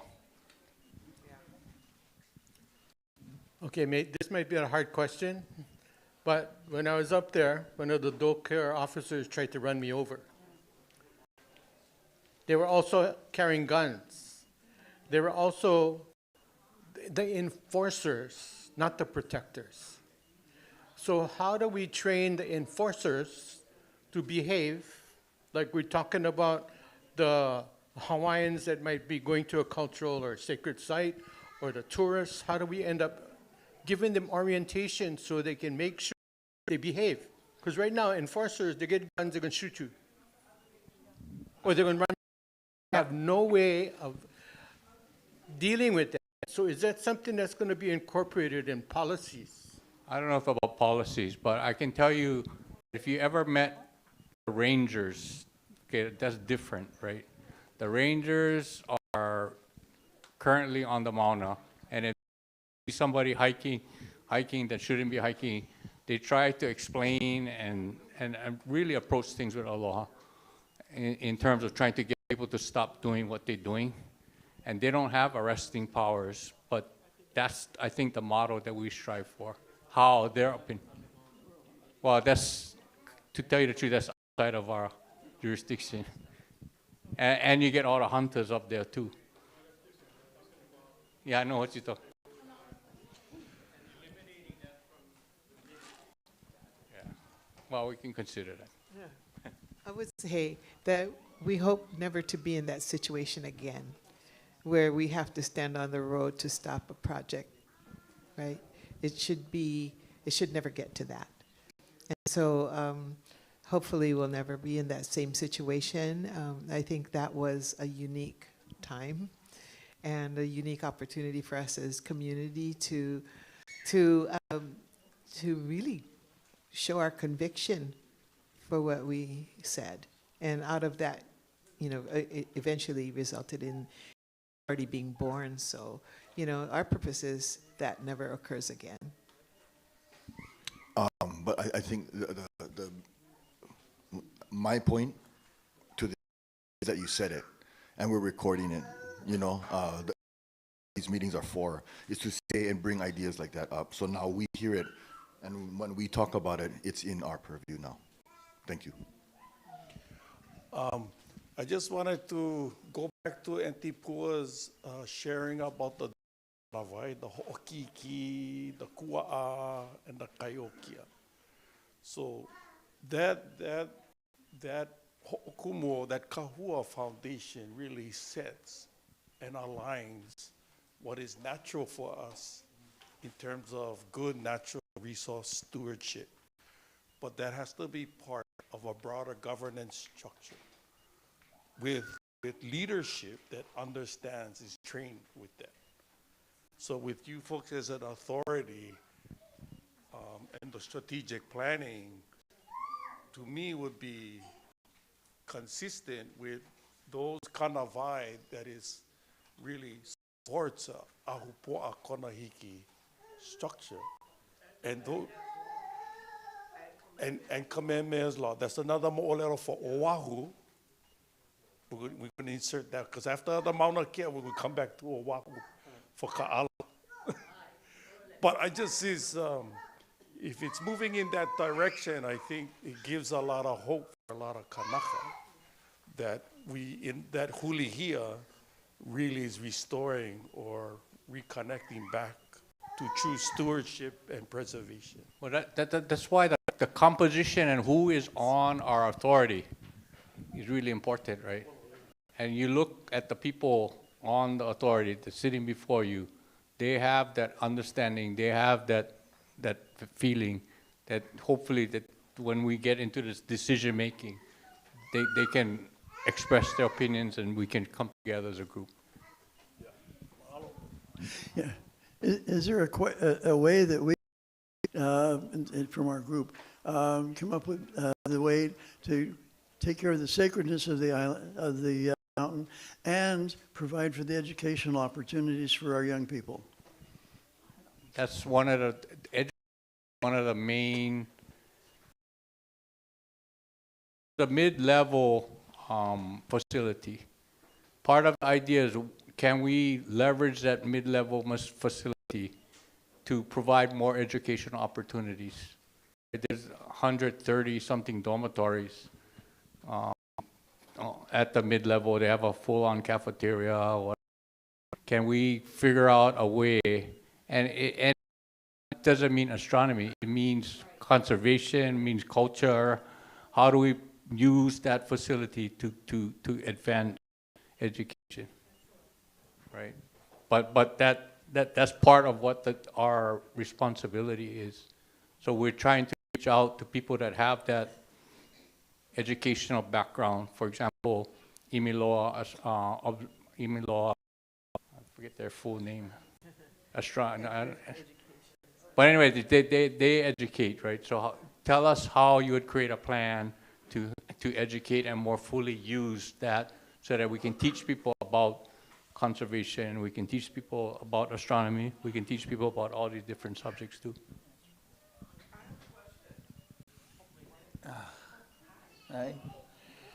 My question is based on what is the definition of success of this authority, and how do we make sure it doesn't have to go back to the University of Hawaii?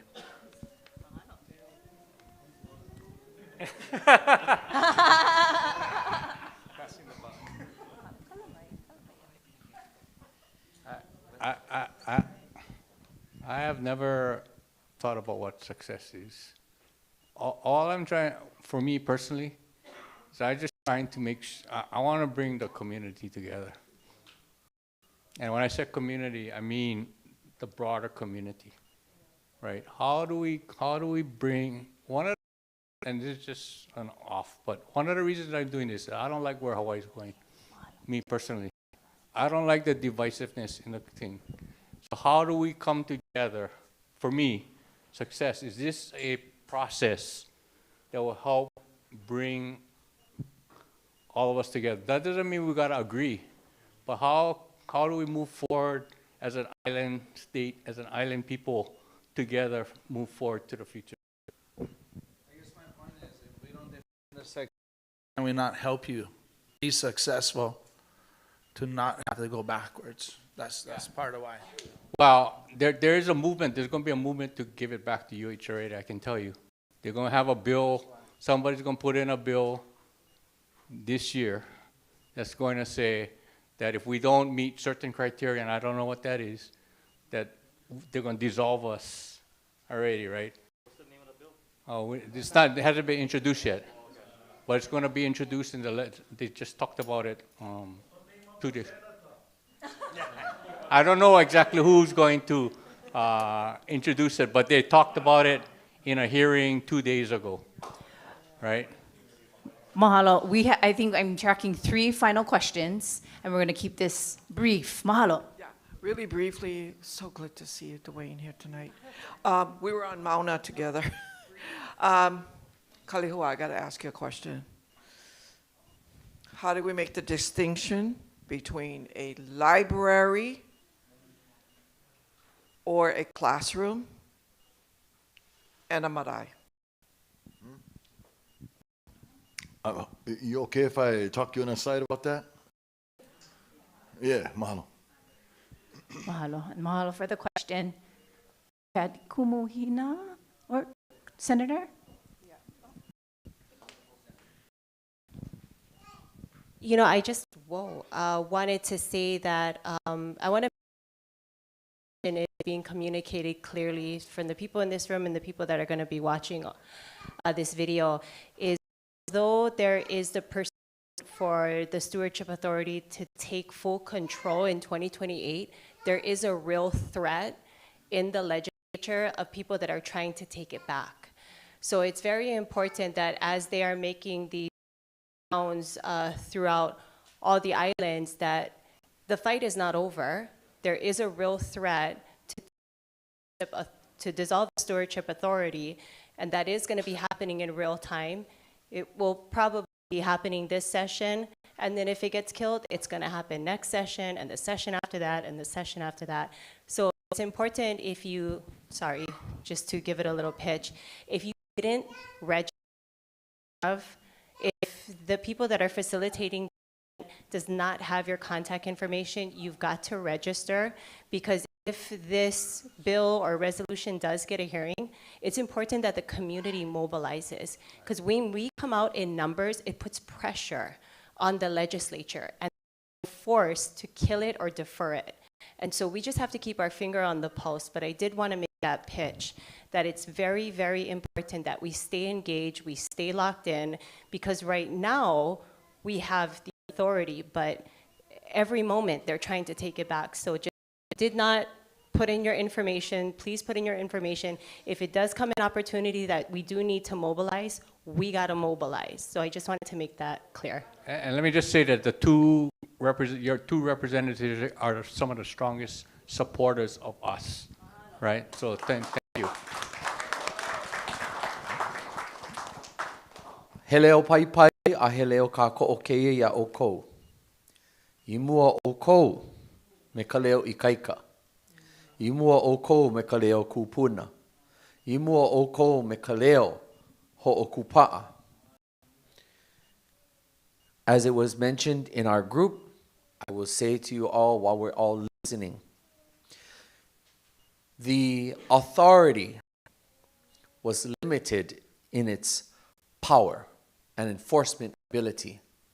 But we see that whenever we Kanaka are either on one side or the other, we see where the powers that be within our state government will thrust and parry to make sure that we stay on the other side. So again, Mr. William Mā'Ili, you can vouch for me, yeah?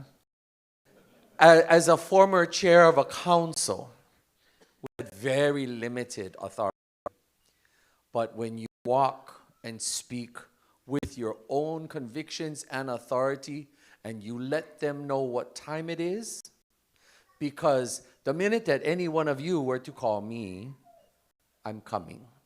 I'm going to kaya whoever is going to walk with me.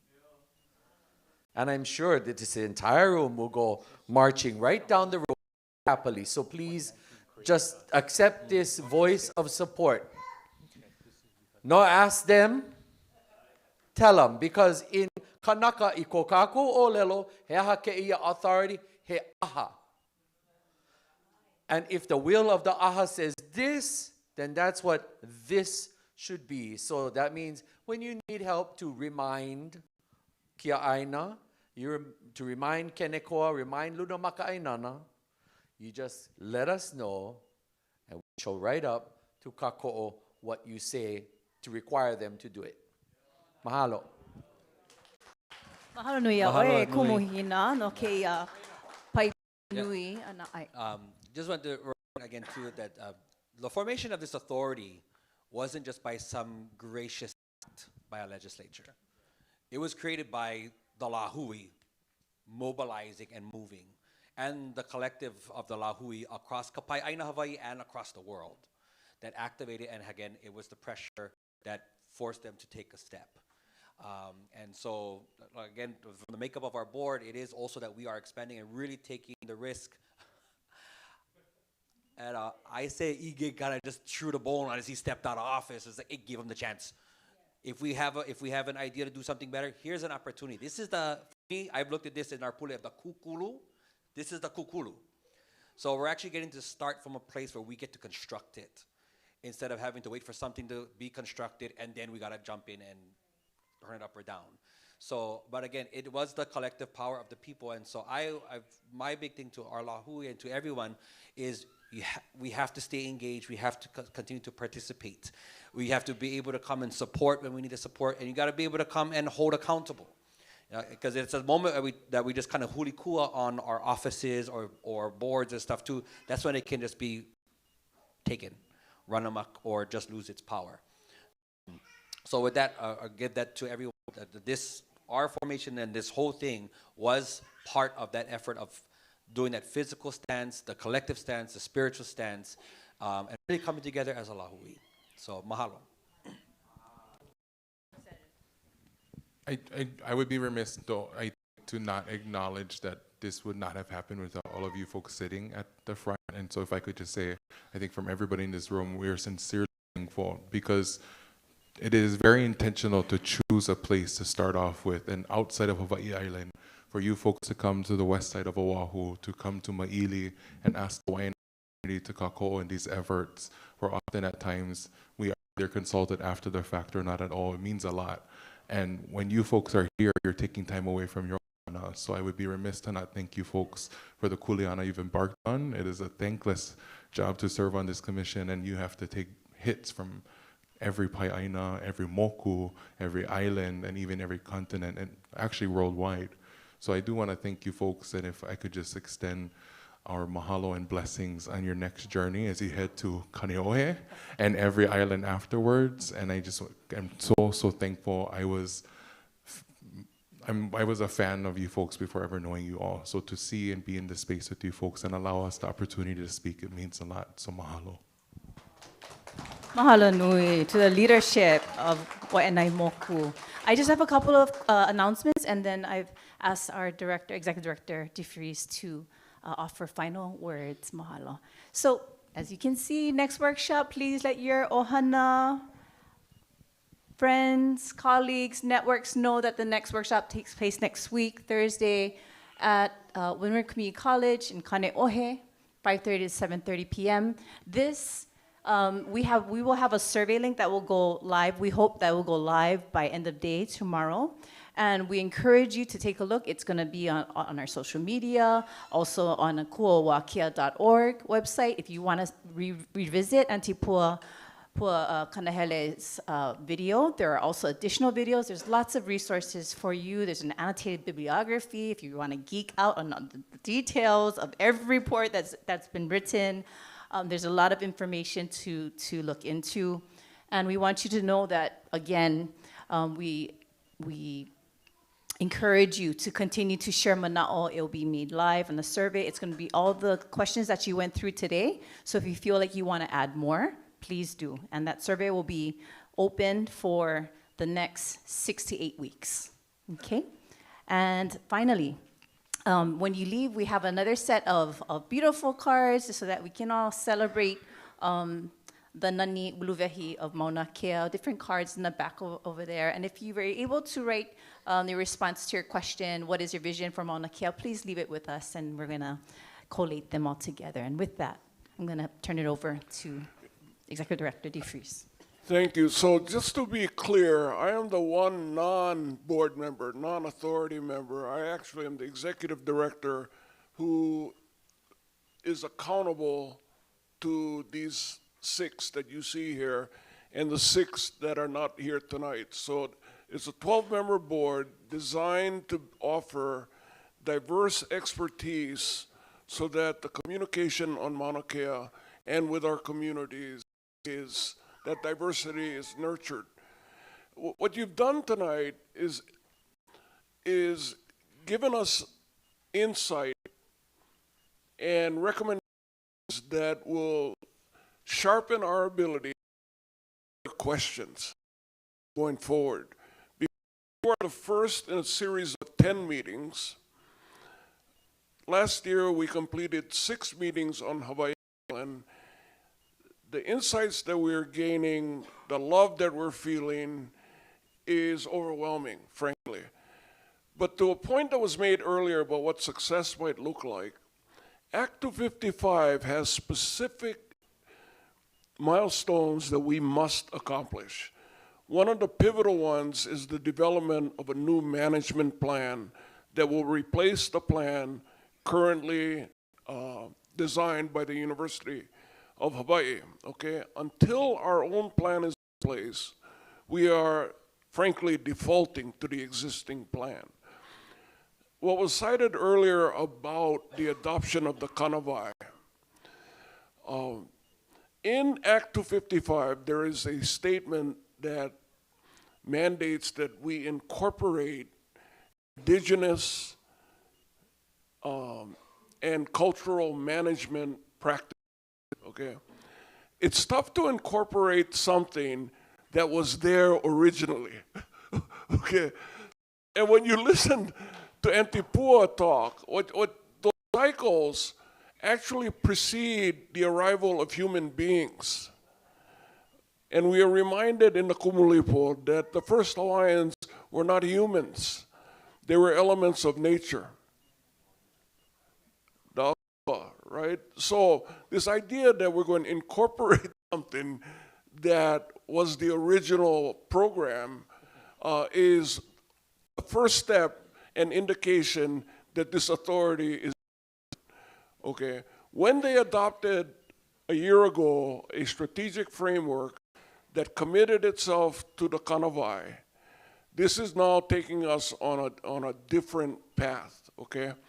Not everybody's comfortable with it in this town, okay?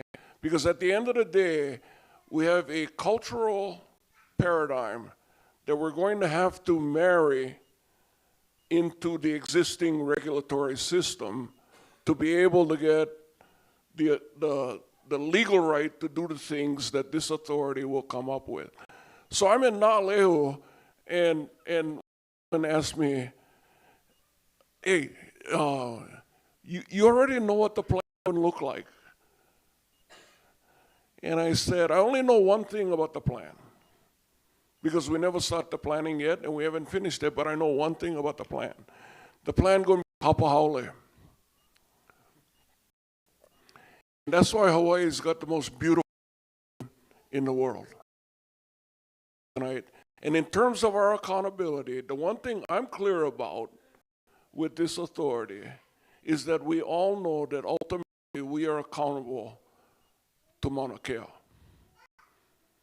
And whether you are governor, whether you are DNR, unless we orient ourselves to seeing on our organizational chart the Mauna at the top, we run the risk of getting lost.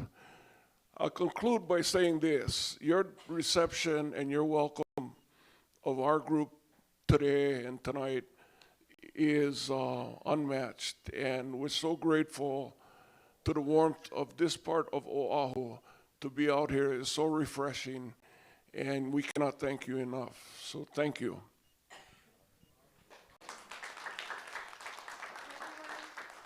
We're going to do a mele to Pani tonight over here. It heralds out the name of Waka in it, so we